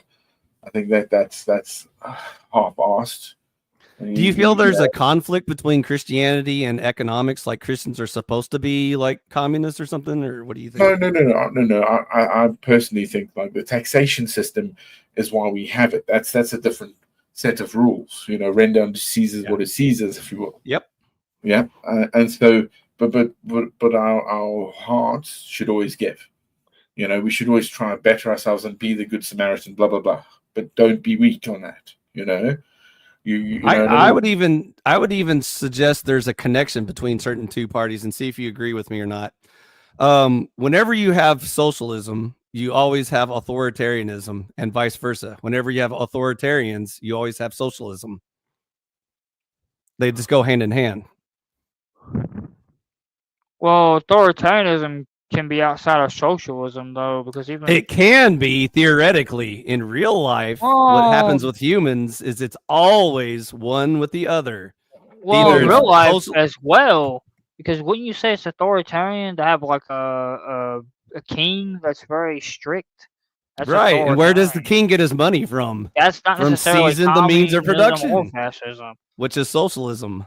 Feudalism is still socialism, by the way, dude. It's not feudalism is feudalism. Socialism is socialism. Where does the king get his money from? Does he go out there and labor in the fields? Feudalism. Okay, does the king run a business? Yeah, but hang on. But it also instigates, again, when you go to these things, okay, the expansion of the Western Foundation, right? What that means. We're way past these things now. The West is fallen. No, the West has not fallen. Oh my God! No. Where is it thriving? Where is it thriving? Because when you push to the extreme, okay, it's where it squeezes and the expand comes back. It is. There is a revival. Where on planet Earth in 2025 is the West thriving? What high? You mean that? I mean, I guess if you want to say the truth, is where America has its dominance with the power of its. You think America is a good example of the West? Yeah, of course. Yes, absolutely. It's the best example that we have, right? Russia as well. Russia is part of the Western Foundation. The Western Foundation is an age-old principle of where we've come from. Remember that. And like you say, you think it's the commies that are the problem. You think it's this. No, I know it is the problem. It's socialism. That's always. Okay, yes, I would, because it's a force to manifest, right? One should work for their own. What is it? It? Bread of the the sweat of their brow. Yeah. On the brow. Yeah, you know it, man. So again, I 100% there. I do. So carry that across and all that, and that's what's lacked, because. Of course, what has it said? That in the end, the contract that the Christ gave, which was the Lord's Prayer, unlike what it was to the Gentile that came, and the Antichrist that is to come is confusing all this mess. Maybe he's already here. Maybe he's immoral, socialist authoritarianism. It's unnameable to know. It's not for us to know, right? It's only the Father knows when it hits the hammer on the head, what that means to us. I think it's pretty obvious to me, but I just pay attention a lot. So, well, who are you going to say? Go on. It's the immoral, socialist, authoritarians. Anyone who subscribes to those groups. But those globalists, right? Are they anti-Zionism? It could be Zionism. And it's the EU, and it's the United States of America, and it's BRICS, and it's all this to come together. Yes, it's encapsulating. It has to happen, sir. The whole it's thing all of the immoral, socialist, authoritarians.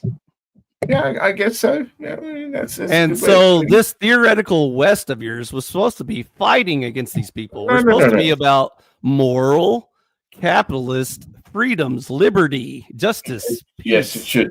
Yes, it should. Yes. And what does it come from? Because of the weak.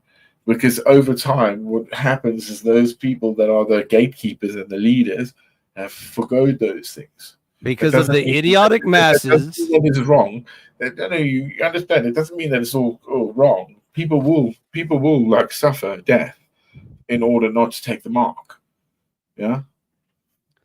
So those are the saints, and you got to be good for that. So recently, are you an American, by the way? Plastic.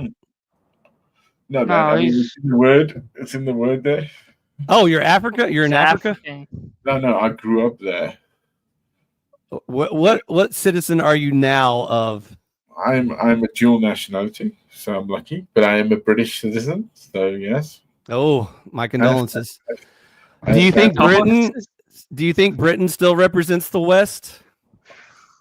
To be honest, it's not the government, but the people within. The people within, yes. The No. government, hell no. Well, if you don't count the government, then China's not so bad. But you know, sometimes we count the government. Yeah, of course, but I'm not in some ways saying that I'm nihilistic to the idea that we're all broken here. I'm pragmatistic in that, admitting that we've been defeated, and I don't delude myself into thinking we're still winning. So what's your game? What's your goal? What's your game? If you're going to be like that, my game is to restore this beloved imaginary land I speak of. So you are not a nihilist. So again, same with you. We will. I like your idea of the West. I just wish you had an actual example in reality that you could point to and say, "This is the West." Well, no, okay. The Western Foundation would be from many arts, wouldn't it? From what we've done, what we do. That's why I was asking you if my definition of the West is correct. Is it moral, capitalist, libertarians? Is that what the West values? Shit. I mean, that's American ideals on it. So I guess that's Europeans' definitions as well. No, but the liberalism itself today isn't what liberalism was in the, libertarianism, being that the government does not interject with myself and what I get to choose. A government by the people, for the people. No, unless they can prove that I am undermining the state and I'm nefarious within that. To conclude those things, unless the number of people agree with my say. That's why we have revolutions. So they should smell it in the water. While we have dicey rule of law, the three principles of our power base that should be, apart from one another. And you're right, they are very incestuous, and they have been. There is a deep rot within us, and maybe you're right. With Chomsky, I think he said that with the rations that sent out all those things. Those ideas. I mean, in Africa, that's why you had Zapo and Swapo and all that, Is that your second nationality, by the way? You never told us your second nationality. I'm British by birth, but I grew up in Africa. South Africa, I'm assuming? Botswana and Namibia as well. Yeah, 3 countries. Nice. So are you seeing a lot of Western values in Africa lately? When I grew up down in Sub-Sahara, some of the places, but I mean, they still have churches. It depends on money. Because last time I checked, Russia and China own and control most of Africa at this point. So that's pretty much a lost cause. I mean, that's harsh to say, but that's a lot of reality. Yeah, I know. He super much wants to live in reality as he sees it. Okay. I guess we haven't even scraped the Congo, have we, for minerals? We're still letting those poor Africans out there dig holes in their fingers, basically, and give us little rocks. It's diamonds. No, it's not diamonds. It's like all sorts of other rare earth that's out there. Man, cell phone ingredients. I mean, there was this in Namibia when I was there. And a friend I met there in the 90s, they said that NASA came over in this area in the desert, and they locked it off. Is it 90s or 80s? And they locked it off for at least 12 years. No one was allowed in or out, and there's loads of people picking shit up. Basically, an asteroid came in, bang, NASA went in, collected it all. So nice. So yeah, exactly. But it also means, well, again, our technology, what humans are. Do you agree that we are about to exploit? We are allowed to exploit this world. It's Satan's world per se. I think we should be stewards of our world, and so good stewards know how to balance exploitation between, you know, thriving and prospering. And I guess when we get to that understanding, we have consequences of our failures, and that's lacking, right? Mm-hmm. So when, like, you know, like when kings or judges lie, you know, their sins are sort of visceral to the world. That's what we've been lacking. These leaders of ours that go, oh, you know, I mean, I'm a 9/11 kid, if you will. Yeah. So should we just have more rulers? Will that help? No, not at all. No consequences of these things. And What if we only had like 3 judges in there, so they could like break a tie? No, I don't think it should work that way. We could call it a tribunal. Well, we have that anyway, but it doesn't have any teeth. Depends where you are. We've seen this failure time and time again, my brother. And the only way they can make it to that office is based on merits. So they have to prove they are the most morally sound people in your country in order to achieve that role. So, well, but that's hard to say because no one can be like above others' morals. You can only be like. Yeah, you can. It's real easy. There's evil people on this planet. Yeah, I hate to break it to you. I know they are.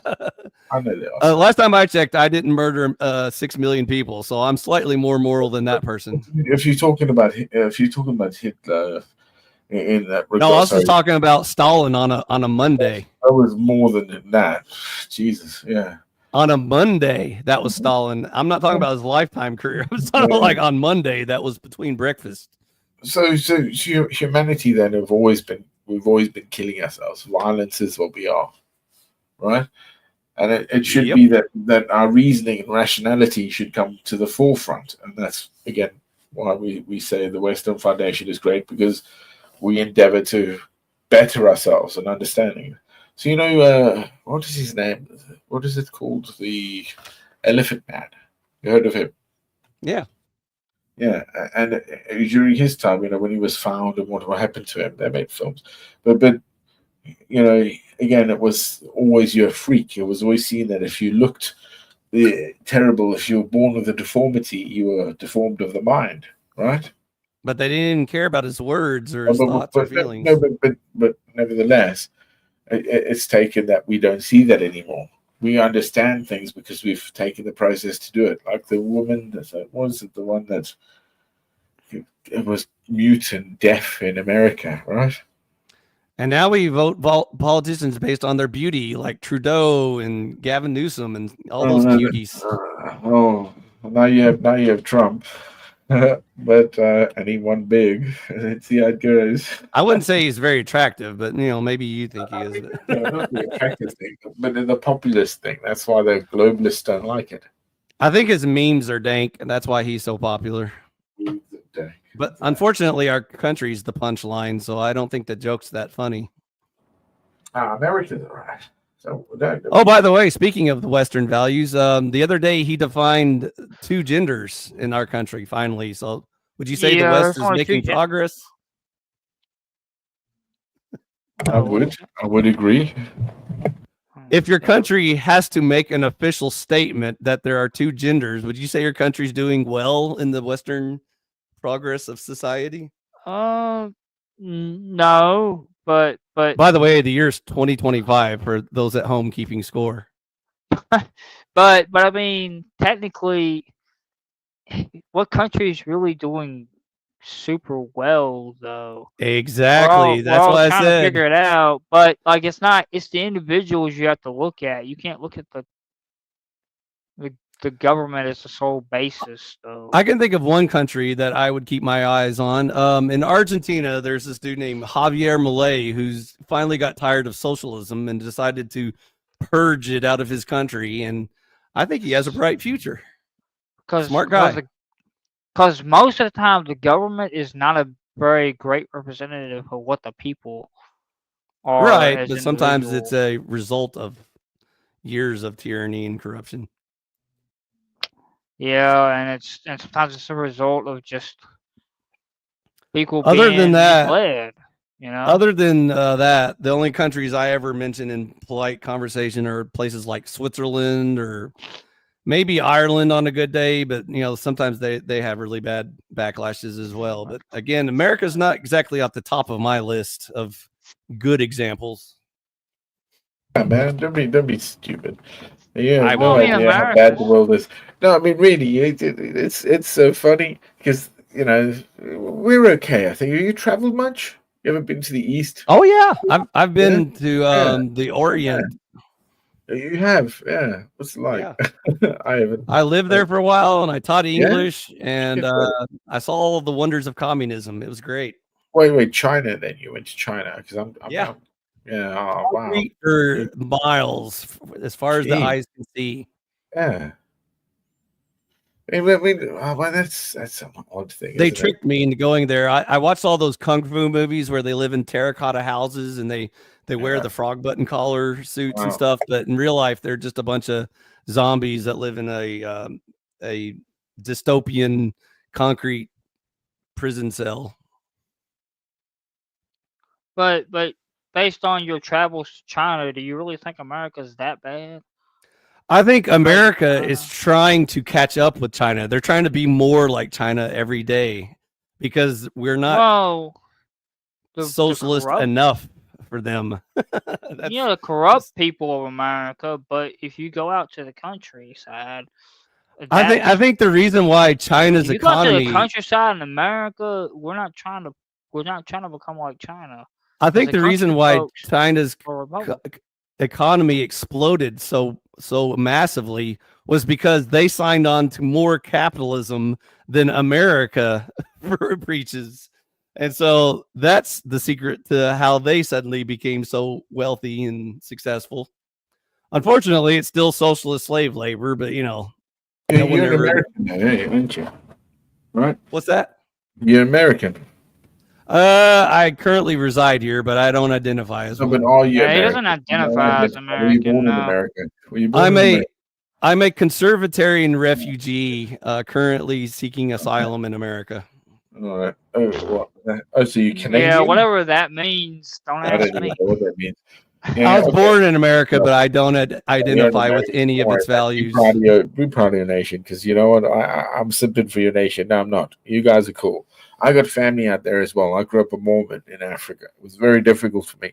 I moved away from lots of things. I've been in the military. I served with you guys, in Afghanistan. It was, the best times of my life, the worst times of my life, sort of thing. I always say, like, holy shit, I've seen some power base, and what you fuckers think you're doing. Oh my God, there's always going to be the fruition. It has to happen. Don't be afraid. Be not afraid, if you will. Yeah. I mean, if we're speaking politically, I feel like a POW in this country because the deep state's uniparty doesn't even remotely resemble anything I would ever subscribe to. So yeah, I'm off for a sec.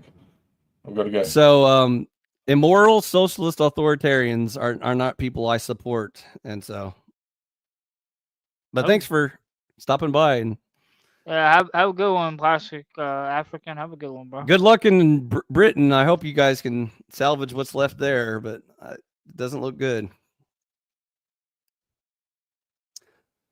So, any other questions about Christian libertarianism, or does that pretty much cover it?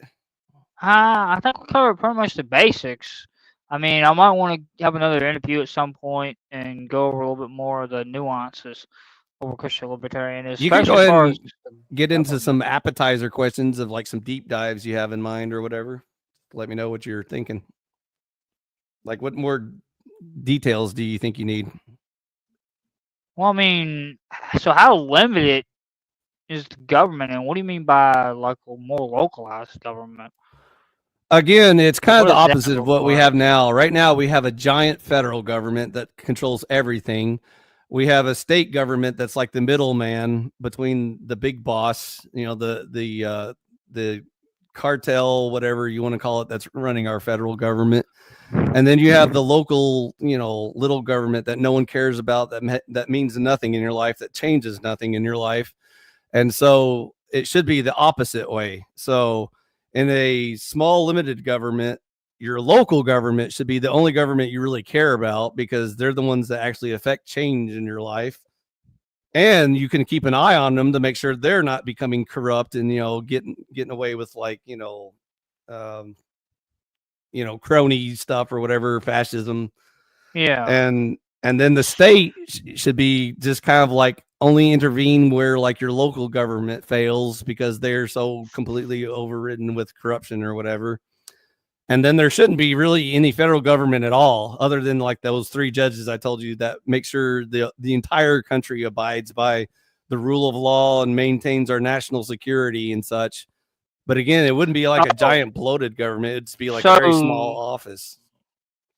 Yeah, so the judges and then like just government to run like far as the military and like your National Guards patrol, general or something, National Guards, just things maintains like that. safety. And That's it. And then the local government would control most other things, right? Right. They would determine whether or not you want to form little corporations, privately owned corporations that do good things for the community, like build roads and parks and all that sort of stuff. Yeah. That should be locally handled. There shouldn't be federal, determinations by lobbyist groups and by crony capitalists and all that other bullshit that we do now. Is it fixed? Is what fixed? Yeah, that's what I was wondering. What did Shiva mean by that? Searching for Shiva. Oh, okay. You're gonna have to be a little more specific, and then I can tell you if it's fixed or not. Oh, here, this might be it. I had to delete the Birdo account. You start my machine and log out back into YouTube. Oh, okay. I guess he was having YouTube troubles. Maybe. And then here's Richard. Headache, LL. Welcome, Richard. Oh, okay. That was you. Okay, Shiva, I gotcha. Hey, Richard, welcome up. Peace and respect. How you guys doing today? Welcome everyone in chat. Hey, remember guys in chat, women in chat, please promote the channel. Be nice. Yeah. If you want the best of women's values, vote me emperor, and I will fix all society's problems. Starting with the patriarchy. We're going to find you a good godly man to submit to, and we're going to fix this country. I already have a problem with this. Vote me emperor. Well, emperor already sounds like problematic. I mean, in of itself, that doesn't even sound like small government either. The idea of emperor. It's the smallest government. It's just me. How's it small? Because it's just me, one dude in charge of the whole country. That sounds like a monarchy where a dude rules. Monarchy, shoot, those are the guys that serve me. I'm going to be emperor. Kings are for chumps. Those are the guys that serve me. Kings are for chumps. Yeah, emperors are kings. Emperor outranks king, mind you. It does. How does that work? It probably does, because there's usually a claimant to be God along with emperor status. Yeah, and kings are usually like the Vicar of Christ thing with the Catholics. Right. And kings are usually only leaders of a country, whereas the emperor is leader of the world, of all the countries. There can be only one. Anyways, the joke is I'm emperor of Conservataria because Highlander. Yeah. I'm glad you got that. Because we wouldn't have any sort of executives or anything like that. We don't deal with presidents and governors and monarchs and all that other pope crap. Just good old tribunals that are locally susceptible to replacement if they engage in shenanigans. Oh my God. So, Richard, any objection? This guy. This is one of my haters. See, this guy thinks that. Yeah, I guess Uncle Fatty is one of your haters because I know who Uncle Fatty is. I've run into Uncle Fatty before, but he hates freedom. He's a bootlicker that thinks that we need more immoral people running the place. Because that's all I preach, and so if you hate my message, what does that say about you? So, Richard, any thoughts or feelings or questions, objections, or? Well, it sounds heavenly. The problem is that I don't think you're capable of being God. So I don't want to be. I just want to be Yeah. a man that's in charge of my own destiny. well, I mean, it literally sounds heavenly. I'm not saying that sarcastically. It sounds like heaven. It's as At close least as you can get here on Earth. a biblical description of heaven. Mhm. A utopia led by a benevolent singularity whom is incorruptible and does not die of old age. No, that's Jesus. We're trying to figure out an Earth government without Jesus. that was his point. That was his point. That That was precisely what I was saying. Yeah.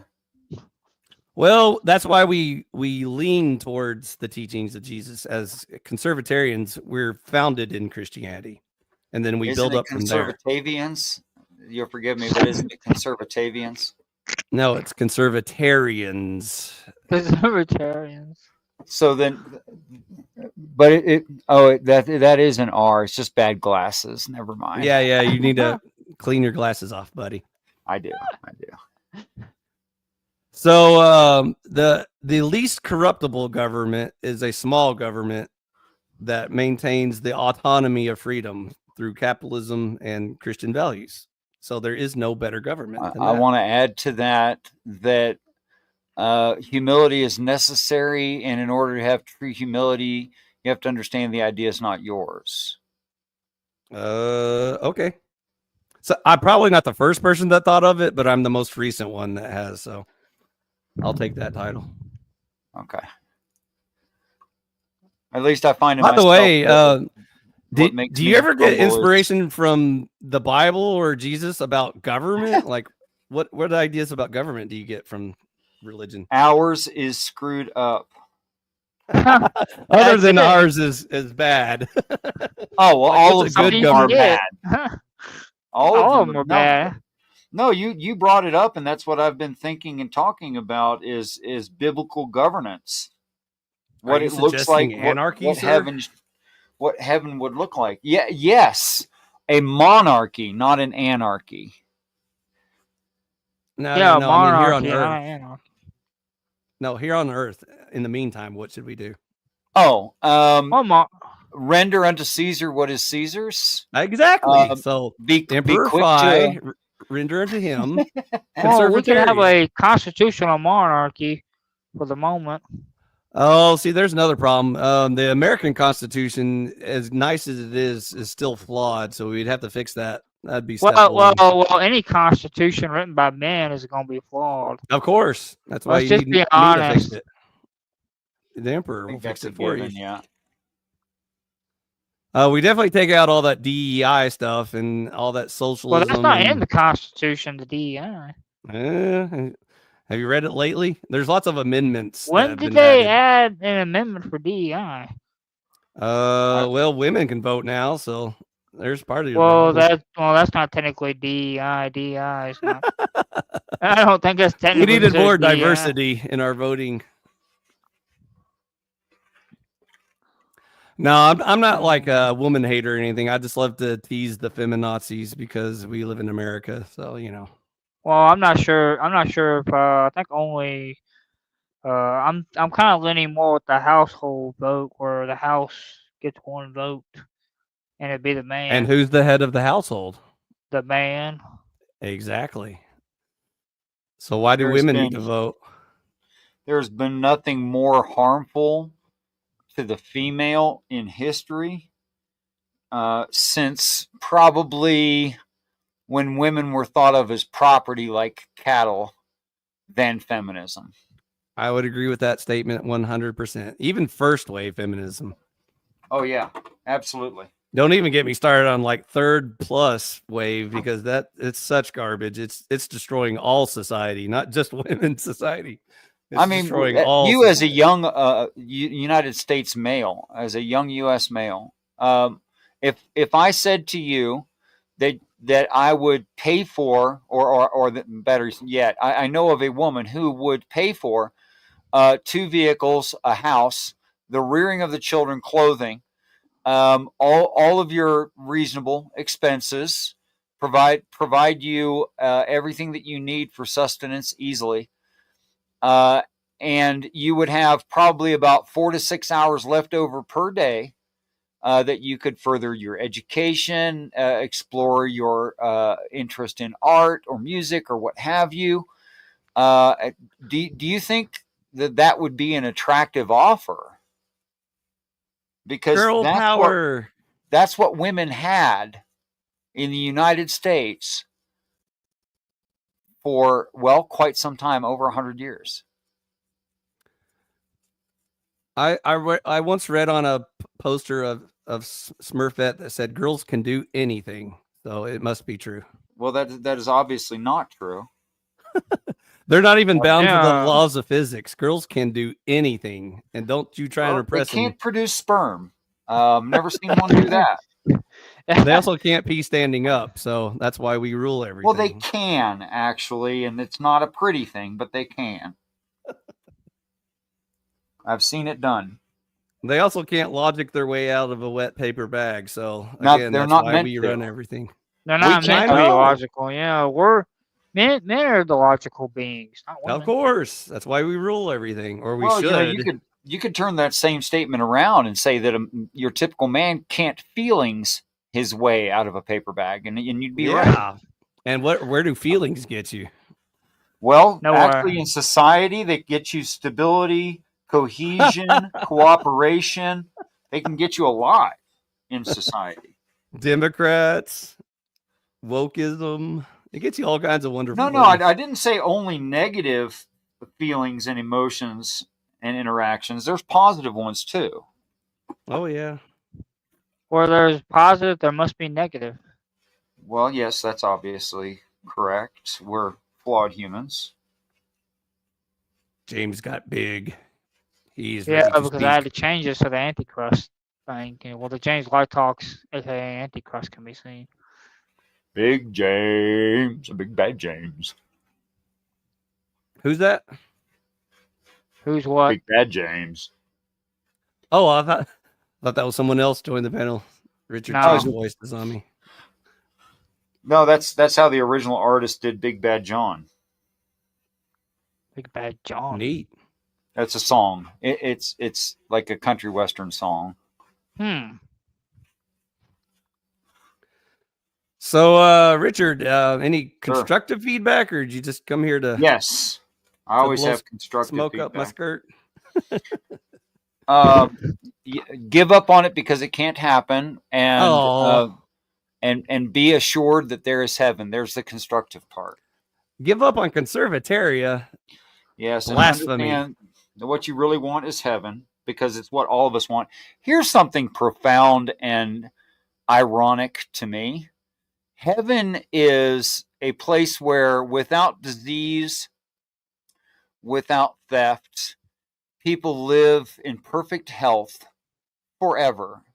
Nice. What is science trying to do right now? What are the main aims of science? Immortality. Let's say immortality, health, yeah. And colonize radioactive perfect rocks. governance. Perfect governance. Perfect governance. In other words, what people want, even if they're atheists, is heaven. It's heaven, yeah. That's what they want. It's what we need. So I But what in the every human meantime- craves. Sorry. It's what But every in the human craves. meantime- Yes, it is. Go ahead. It is. It's what we naturally crave is heaven. Yeah. So, is there anything we can do to get closer to that while we're here?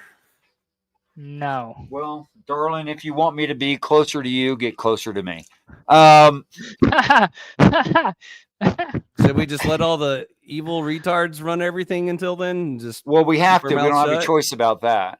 Yeah, we don't have Ah, no choice I got a about that. choice. Yeah, because I'm a Honestly- conservatarian. We have nothing but choices. well, we can try, but we don't.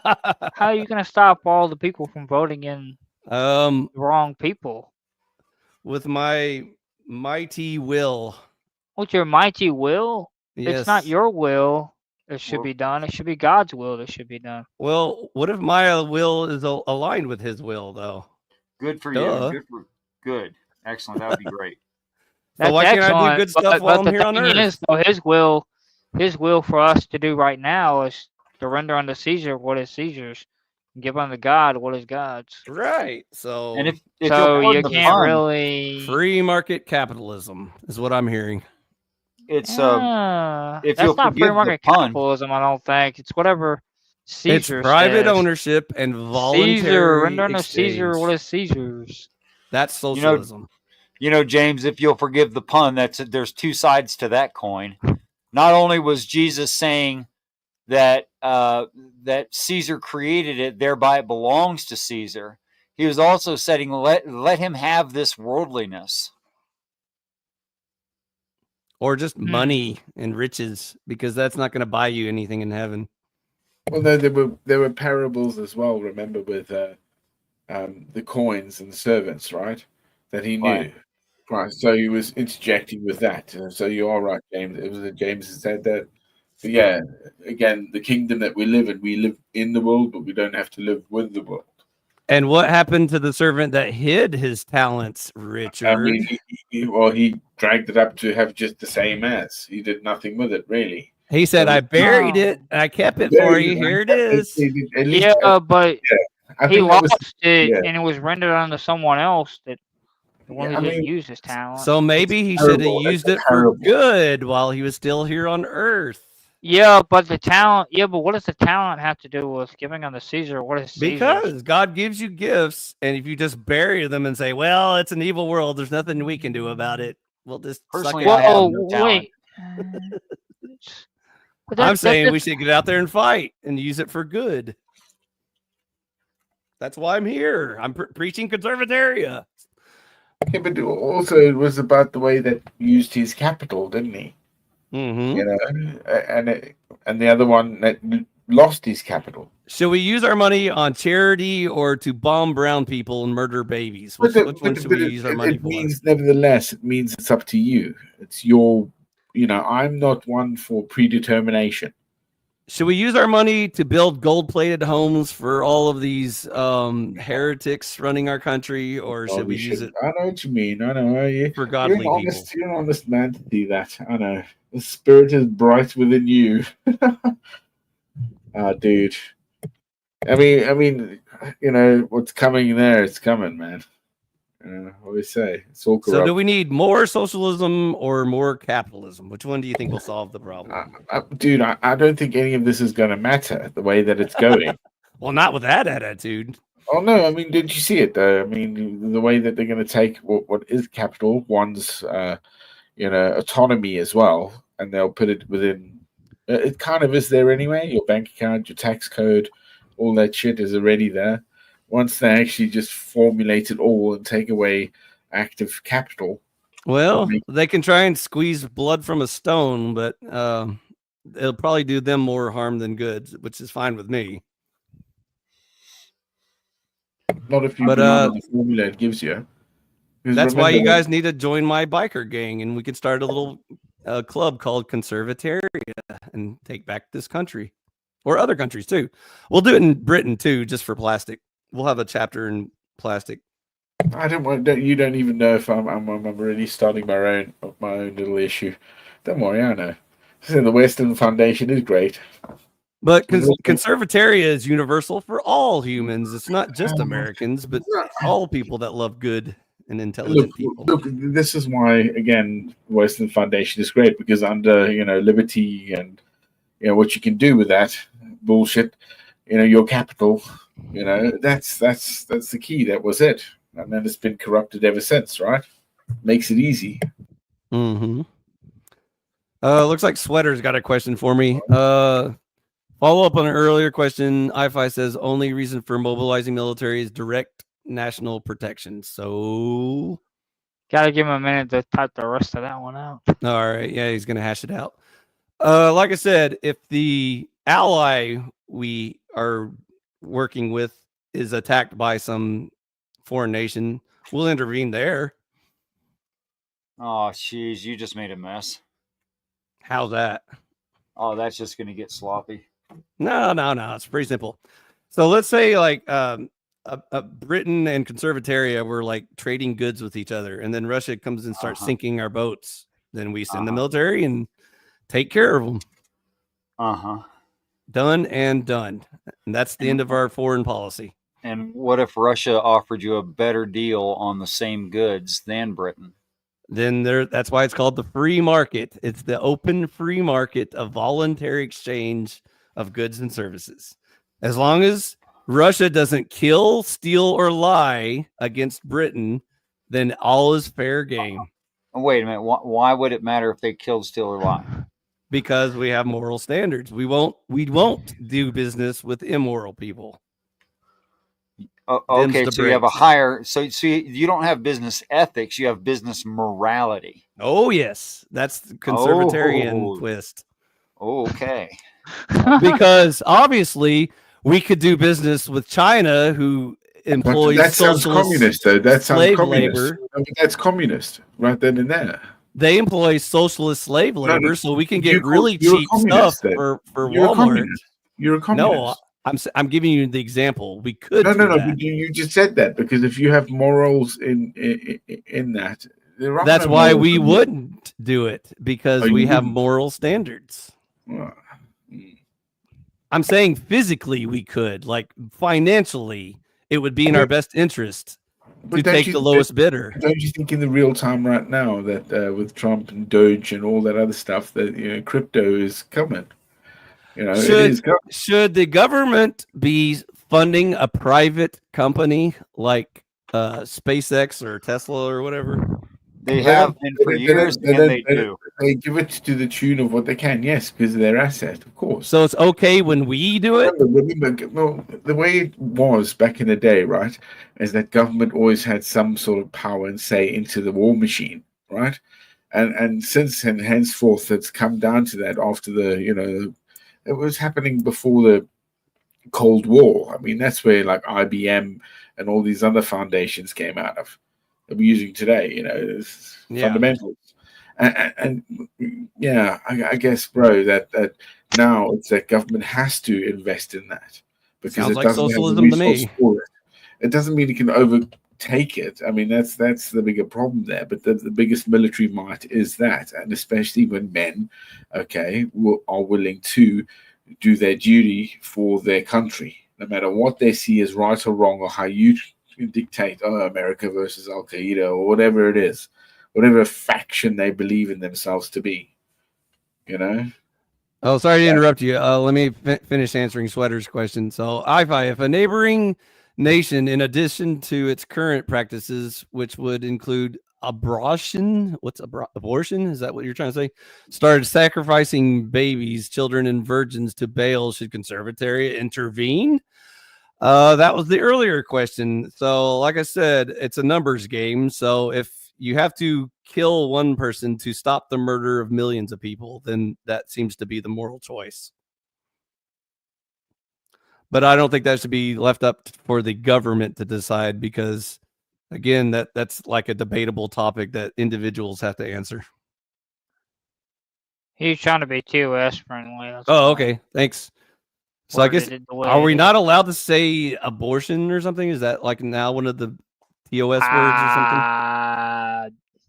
Don't think so, but I could be wrong. Okay. Well, if we're not allowed to, I'm still learning TOS and everything, because this is one of the reasons why I hate YouTube, by the way. It's because when you have to speak in code to talk about stuff, it gets really annoying. TOS is like tax law. You're never actually going to learn all of it. Mm-hmm. Yeah, it keeps a updating. Private company. Then also, I'm not much of a reader when it comes to different policies and stuff. I'd rather just watch a video about it and get straight to the point about what the words are, I can't say, or whatever. And they don't have a video. So to better, go ahead. So to better answer Sweater's question, if I was the leader of this country and you were asking me, should we do business with this other country, I would take that into consideration, like if they had equal moral standards or whatever, because obviously I don't want to help other immoral countries thrive and be successful, as the example I just gave. currently, like, Walmart is run by China. So, like, without the CCP, Walmart wouldn't exist. And so everyone thinks, oh, but, Walmart's, all about, Western values and it's capitalism and it's democracy. But no, it's not. It's using socialist slave labor to sell you stuff cheaper. So I have a moral problem with that, and I wouldn't promote that in a country I was running. But again, that's why it gets hairy details, because you have to debate that stuff. And he was a country when being a country wasn't cool. Yeehaw. It's a term that can demonetize a video. Okay, I didn't know that, but hopefully we don't get spanked on this one.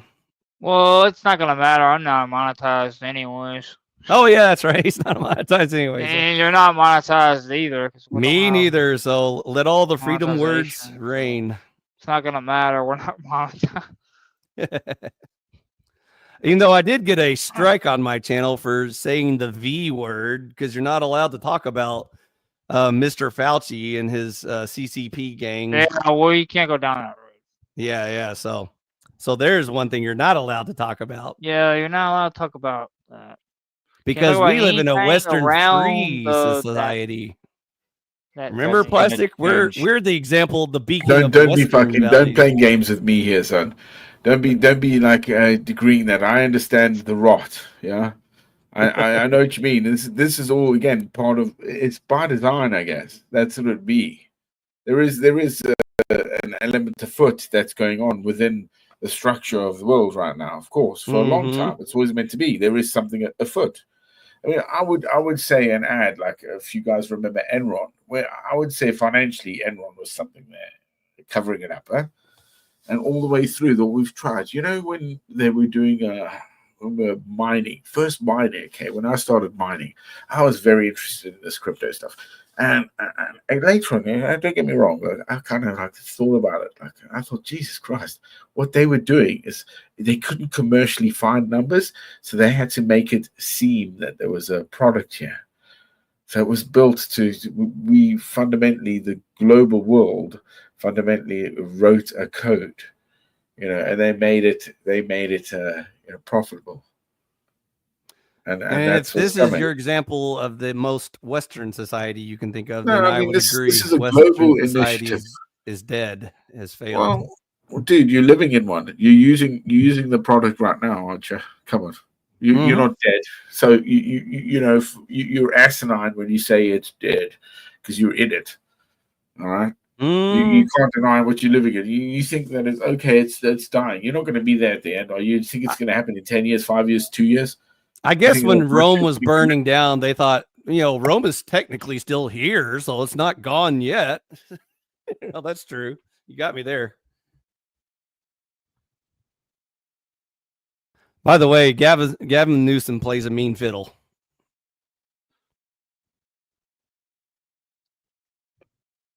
Oh, I didn't know that.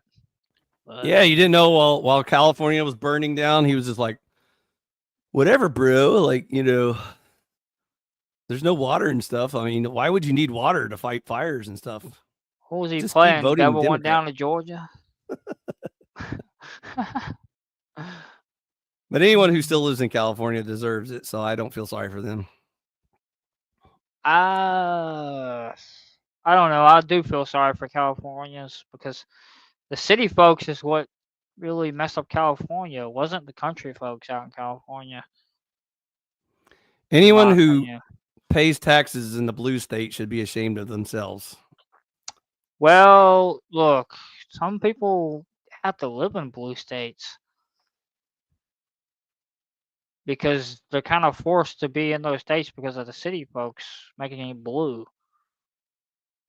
It's not that they want to live in a blue state. They'd rather be a red state.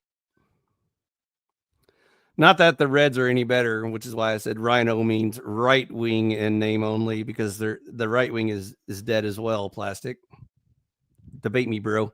And I'm technically referring to myself because I live in Virginia, which is a blue state. I'd rather be a red state, not a blue state.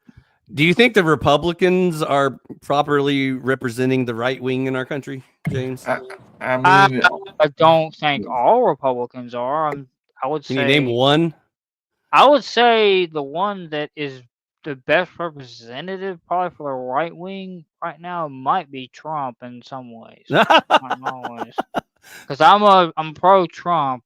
Do you know Trump has been a Democrat his entire life and hangs out with the Yeah. likes of Clintons and Obamas and Bushes? He's a center leaning Democrat. That's what he always has been.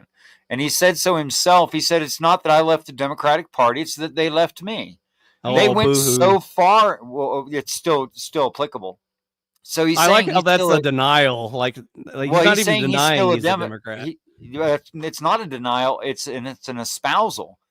I mean, he is saying it as a positive statement. He is a Democrat. He's just not a total nut job, is what he's saying. Yeah, and he's voted in as a Republican. So right. So he switched parties so that he was better represented by what he actually believes. Because as Conservataria is pointing out, so in its very existence, there are no conservatives.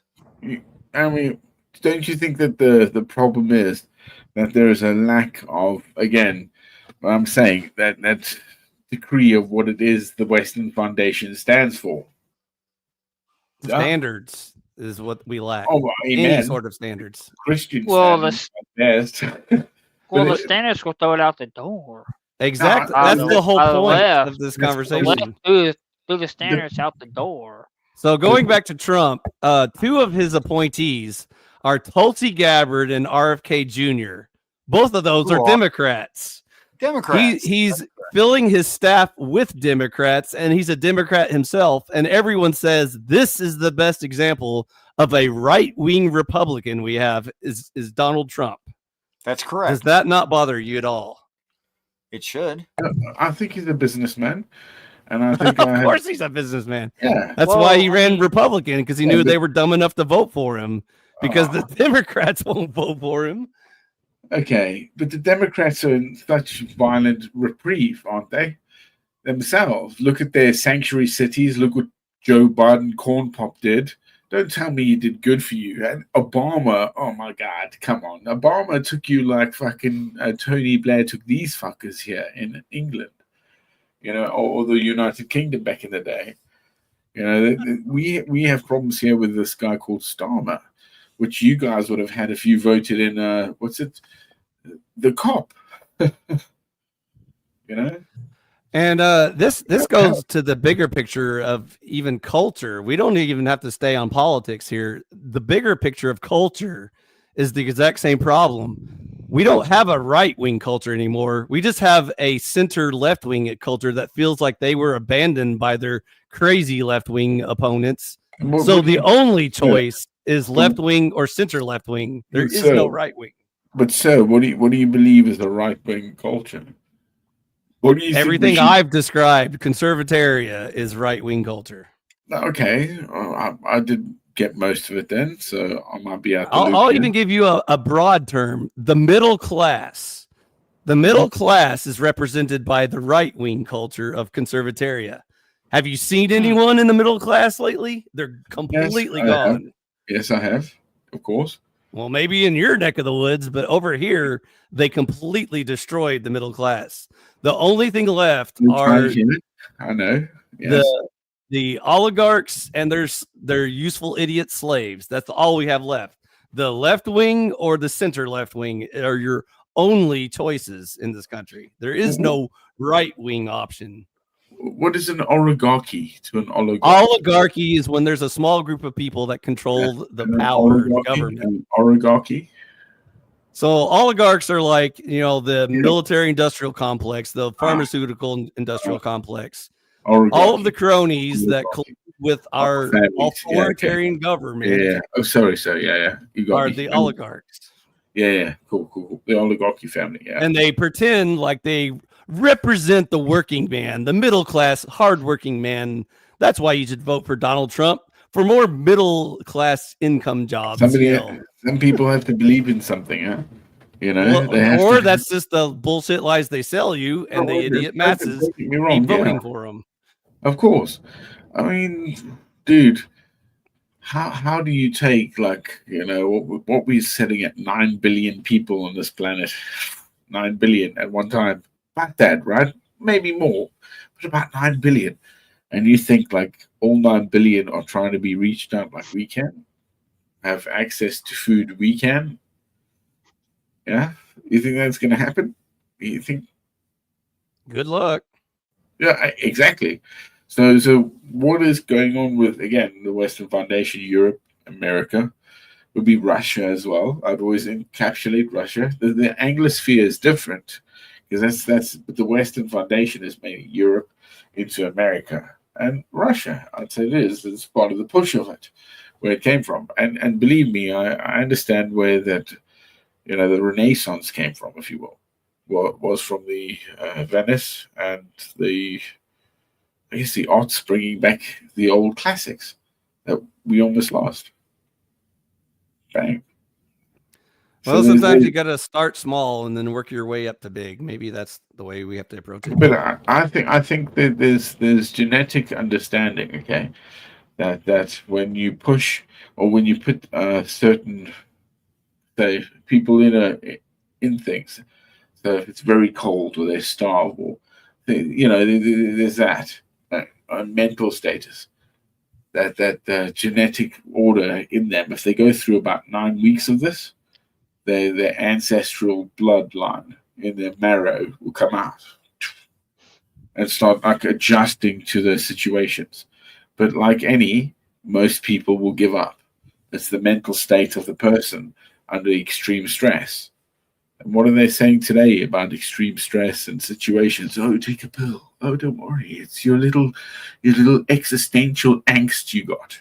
If you can't beat them, join them. Fuck off. Yeah. But you know, exactly. Yeah, no, but fuck off. Be your own, man. Be that king. Be that fucking one that carries the cross that's bright as day. And just, you know, go like, yeah, fuck off, man. You know? Again, I'm with you, brother. Don't start the revolution without me. Yeah, don't worry, man. It started. Oh, by the way, I don't know if I should respond to Sweater, but he said I'm not a conservative, so now my feelings are hurt. As a libertarian, he is a product of liberal enlightenment principles.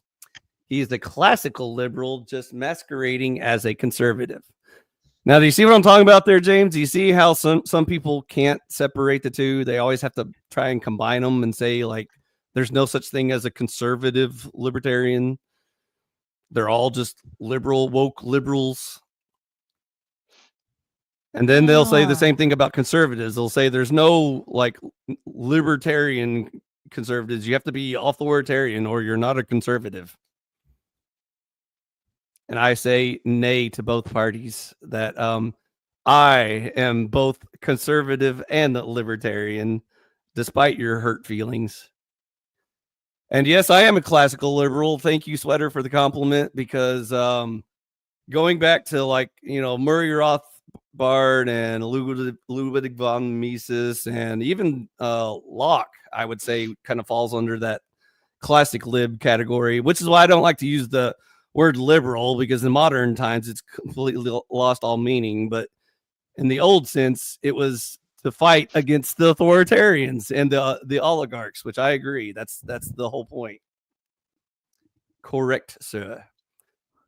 Unfortunately for you, Sweater, you can be a conservative and a libertarian at the same time. I know it hurts your feelings because you guys love licking boots, and you think that the only way to be a good Jesus-loving conservative is to subscribe to your giant government and make it bigger and more bloated, just like Jesus wanted us to do. And so I don't think conservatives wanted to make it more bloated. Oh yeah, they do. Ask them next time you meet a conservative. What actual true conservative wants to make it more bloated? All of the ortho bros I've ever met, all of the Catholics I've ever met, and even a big chunk of the Protestants I've met, all say the same thing. I mean, I've not talked to too many that I've ever heard want to make it more bloated, but that's just me. Well, you might be hanging out with the cool kids, but the general population tends to agree with those sentiments. The general population. Okay. Yeah. Your panelverse type. I masses. don't know of any. Well, if you go outside every once in a Being while, out there. you might meet some people like Sweater who don't like my brand of conservatarianism because apparently I can't love Jesus and liberty at the same time, according to him or her, whatever. Well, I think there might be a misunderstanding coming through the see you later, Plastic African. I think there might be a misunderstanding. Thank you for coming up again and everything. There might just be a misunderstanding through the fact of talking through chat. Yeah, it'd be better if he just comes up on panel and asks his questions better, because through chat it sounds like he's not a fan of what I'm selling, but can't elaborate on which He might part. not be a fan of what you're selling, but it doesn't mean that he doesn't like libertarian, like being like, I guess, like libertarianism. Which is Or at the least some common form of complaint it. that I told you before. Whenever you talk to conservatives, the second you tell them you're a libertarian, all they hear is that you're a woke left-wing, typical Democrat or something, or like a hippie version of a Democrat. And so you have to explain to them the difference between anarchy and libertarianism. And then you have to explain to them that even though it's not easy to do it, it can be done. You can have conservative values and still subscribe to a libertarian, politics. I can definitely say Elder doesn't like libertarianism. Yeah, it's definitely gay. Yeah. That's all right. Don't even worry about that. We'll just hang out with the gay people and do it. You can have your straight authoritarian boot licking and keep it all to yourself. I don't think he's an authoritarian, but that's the opposite of a libertarian. I think the closest you can say Elder is probably authoritarian is the fact that when Jesus is king, and that may be a little bit authoritarian. Oh yeah, I'm a favor of that form of authoritarianism, but like I said, we're not talking about a Jesus king, so sort of that. I'm Jesus theocracy. Nope. Even if there's some guy that claims he's the Pope and he's the vicar of God and the Word of God on earth, I won't subscribe to that either. So no, thanks. I don't prescribe to the Latin's Pope. I don't subscribe to any man claiming that he's the voice of God and the high priest that we ought to answer to, in place of Jesus. So no thanks. Yeah. That's not how we roll in our church. Yeah, I got you. And in our government, because that's why I said you're like a Protestant, because you're not the dom. Yep, so. I'm one of those dirty, filthy Protestants that won't subscribe to man's traditions and the boots they lick. Well, I mean, don't you prescribe to some traditions? Because even the good ones, the teachings of Jesus, I like those traditions. Well, I mean, don't you prescribe to some form of tradition outside of that? Because even you making a decision, like patriarchy, even you making a decision, wouldn't it be considered a tradition? I mean, in a way of how you're going to private ownership. There's all kinds of traditions I subscribe to, but a lot of them are losing popularity pretty fast, so they may not be traditions much longer. So you do prescribe to some man-made traditions. Yeah, they're not automatically evil just because man has traditions. My point is, I'm poking fun at the non-Protestants in the audience, because the reasons why they hate Protestants so much is because we actually crack open a Bible and read it for ourselves, as opposed to getting it from their authority figure who tells them all about their traditions and why that's more important than the Word of God.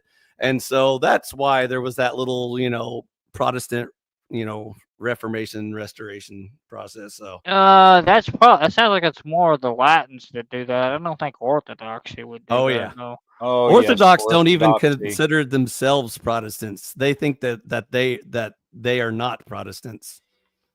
Well, I'm saying like hilarious. the idea of taking and solely going with like just cracking open, not cracking open the Bible. Orthodoxy will crack open the Bible and read the Bible, I'm sure. They'll Not always so default much. to authority and tradition over scripture. Yes. In fact, they'll tell you so in no uncertain terms. And one of their primary concerns with Protestants is that they call us sola scriptura, which is a bit overstatement because we don't rely only on the scripture, but we rely primarily on the scripture since we don't have apostles anymore. But that depends on who you ask. Which I think that's how John Mosen explained it. The sola scriptura is not necessarily just relying on scripture. It's primarily relying on scripture. It's kind of they use it in an insulting way to make it sound like we're so close-minded that we only will rely on our understanding of the Bible, and because we put scripture first. But anyways, it's silly. I opened them to a debate, but they wouldn't have any of it. So I think we already know who won. Well, there are some that believe in handling snakes, but that's some mountain Protestants. Yeah, Protestant isn't a group. It just means anti-Catholic. So that's a large group of people. And then the whole tongues thing, it's technically biblical to speak in tongues, but it's to speak like other language tongues, not this weird tongue that Pentecostals do.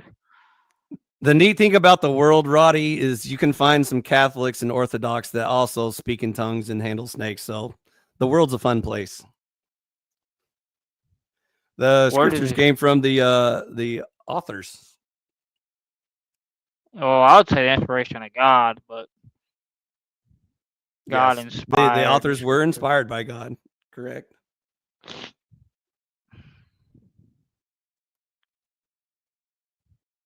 But I think Elder was trying to get at, well, men were the ones who wrote down the scriptures, so they did not come from men, kind of, too, because they were writing down, they were trying to interpret what God was saying and writing it down, you know. The inspired word of God is who are the authors. Prophets, apostles, messengers, witnesses, all that good stuff. What I find when people ask questions like that, they're often conflating the terms author and scribe. For instance, if you say something to me and I write down what you say, I'm not the author. I'm just the scribbler. So when John is speaking of God, he's just a scribbler. He's not God. So people seem to think that, you know, Matthew, Mark, and Luke and John are authors of Matthew, Mark, Luke, and John. Well, no, they're not. I can give you an example where one of the scriptures indicates both roles. A person claimed this part is I'm speaking, and this part is where the Lord is speaking. So he even signified where that happens. So it's neat how you realize that while you're reading scripture.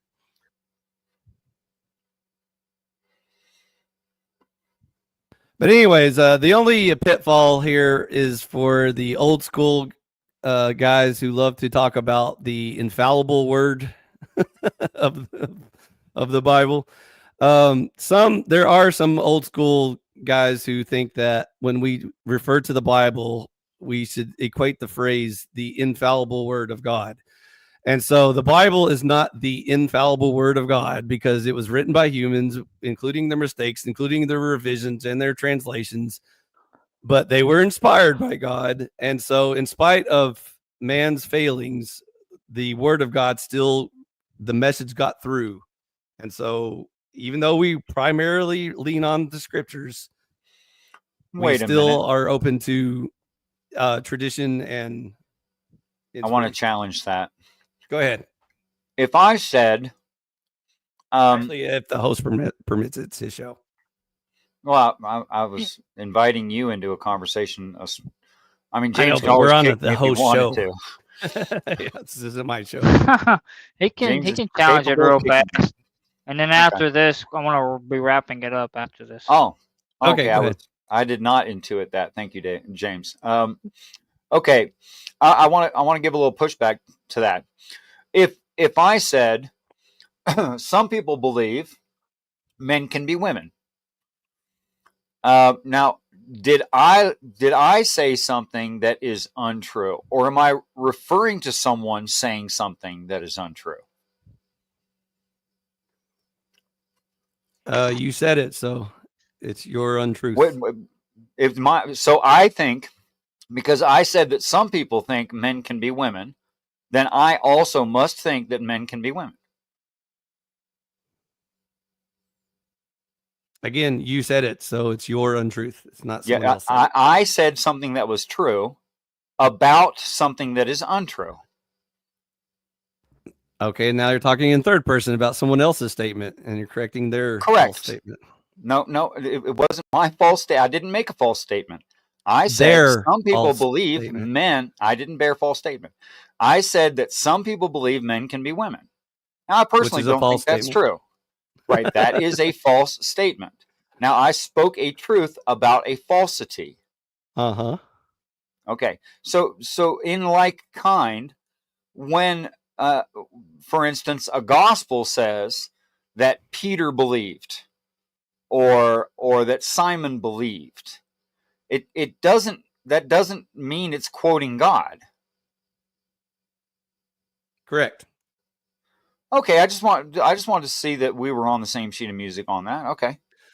Plus, there's still the possibility that they are in agreement, but the message you're supposed to understand from that exchange is that the author himself recognized when he's speaking by inspiration or just his own opinions. Right. So sometimes your opinions match the word of God, and there's nothing wrong with that. They might not. But you got to be real careful how you phrase it, because if you say God said this, that's a very clear statement. But if God said that Pontius Pilate had said, "Are you the Son of God?" which is a challenge, saying that he's not the Son of God, right? That's not the same as God saying that Jesus isn't the Son of God. That's God saying Pontius Pilate believed that Jesus was not the Son of God. Correct. Okay, so how can you say that it's not infallible? If all of it is perfectly true, how can you say it's not infallible? Because the people that use that phrase are implying that the canonized Bible that we use today is the perfect word of God. Are you talking about King James onlyists? Exactly. Oh well, oh my God! Well, that's a whole another brain right there. You just ruined their whole argument. You just ruined their whole argument, because those are the people that usually have these types of arguments. But anyways, that's my point. Okay, well, I think that a person could justify the position that the Bible is infallible and not be a King. Hold on, and not being a King James onlyist, because the King James translation, even the canonized Bible, which preserves the original message, still contains flaws. It contains human flaws. Any translation is precisely a translation. I agree. I think you're thinking too deep on it. You're getting deeper than the argument actually is. People don't think too deep. Lazy people don't think deep enough. Right, but you are thinking too deep for the argument. Their argument is that the letters that appear on the page were exactly as God willed it. I understand. And therefore it's perfect. There's no flaw in their Bible. Yeah, yes, and that God intended it to be written in English and translated and approved. And he intended for editors to arbitrarily decide to include this passage in this book because they didn't get enough sleep that night, or because the king was yelling at him and said, we want that done by the end of the year. I don't care, just get it done. And so they just cut out big sections of it. And so, it's like, there's all kinds of human flaws, but that's not the atheist argument. Errors. Right. That's not the atheist argument that we lost the message of God because of human translation and revisions and edits and so on and so forth. I think the overarching points are pretty irrefutable, pretty hard to miss. I only mentioned it because sometimes in the company of fellow Christians and Bible believers, you'll have people say stuff like that. They'll say, "Oh yes, the flawless word of God." It's like, no, or they might write something like, word. It never had to be translated after the 1611 period. They might write something like that. Here's all I say to them is, I will agree that Jesus is the flawless word of God. I'll leave the argument at that. So other than that, I don't subscribe to any other canons or revisions or scriptures or anything else, because yes, it contains the message of God, the word of God, and it was preserved properly so that we can understand it and fully know what he wants of us. I don't use the phrase "the Bible is the flawless word of God" because it contains human flaws. So just leave it at that. Well, you couldn't even define what it means when you say the Bible. You'd have exactly. That's what I'm saying. That would be a misstatement. James, thanks for hosting. James, thanks for allowing me. And you guys have a great day. Thanks for adding my experience. Appreciate you. And if you want to talk more religion, hit me up on my channel, Richard. What's that? I heard you. I said, if you want to talk more religion, just hit me up, and we'll do. I always want to talk religion. Yes. Okay. Yes, he loves religious talk. Well, James is here for the politics, so we gave him the politics. So now I'm here for the religion too. I mean, okay. Well, we can do that next deep on this channel too. I mean, I don't deep dive talk about politics, but I think we covered the topic though. Now you know what a Christian libertarian is. Yes, I do believe we covered the bases. Yeah, and got into a little bit of the nuances. I don't know if we covered all the nuances. And there's always room for debate because, like I said, some people think we should intervene in foreign politics. I don't think we should, but we can debate it. It's debatable, like when you should intervene. I would think. I think once our country is perfected, then we can tell other people how to do their country. Well, then that'd be a never intervention because our country will never. Well, then we should mind our own business and let them deal with their problems. Perfection is impossible on this side. So. Okay. Then I think you agree with me. We'll mind our own business and let the other countries mind their own business. I would say when we're mostly perfected. Do you think we need to spread more democracy in the Middle East, James? Is that what I'm hearing? Oh, I mean, I'm not going to say we should spread democracy and force people to change their governments, but they're doing immoral actions they should change. We need to change that. We need to control people's morality. Should we start wars in the Orient in the name of fighting communism when we have more communism in our own country than they do in theirs? Well, we need to fight the immoral stuff, though. We need to fight the people that are being immoral, like the AHs of the world and things like that. What's more immoral than socialism? Well, we need to fight that, too. We do need to fight it. But I like the examples that the chat had. Granted, we have it in our own country. We need to fight it in our own country, too. People sacrificing babies or whatever and stuff. And I agree. We should definitely not support countries that sacrifice babies, starting with the United States of America. I think we can all agree on that one. Well, technically, we have to pay our government, or else we'll get in trouble. We'll have to render. Well, then you're supporting the sacrifice of babies, so. If you can sleep at night, doesn't mean I'm supporting it just because I'm giving to the government. You don't have a choice. Your taxes are paying for it, whether you want to or not. But it doesn't mean that I support it, though. You are, whether you want to or not. I fight against the idea, but I vote for people that that's the spirit. Fight against it. So join my biker gang. It's called Conservatarian. Just join my biker gang and we'll take down the bad guys. I promise. So you know where to find me. When you find more recruits, I'll be around. Until then, I wish you all good luck with whatever country you're stuck in at the moment. So, and there goes my voice. So stuck in the US, but yep. But the best we got for now. But you have a good one though, and yeah, thanks for having me on. I'm sorry my voice crapped out at the end, but that's the most I could give you. So yeah, I get it. You're sick right now, but But yeah, thank you for coming in for the interview, and we finally got the interview. Thanks for having me on. I appreciate it. Yes, sir. All right, have a good one. Bye-bye. You as well. Well, that wraps up my interview with iFi and the questions at the end and everything and all the comments and stuff that we got to and everything.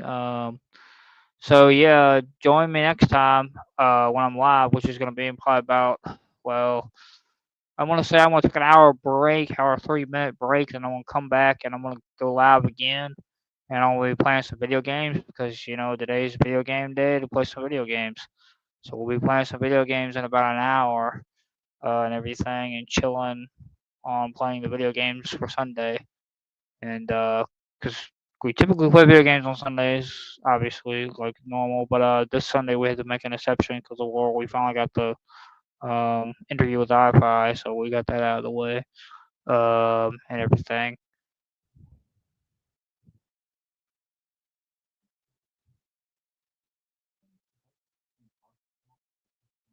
Well, you have to. Well, yeah, you have to render what's on the Caesar to Caesar.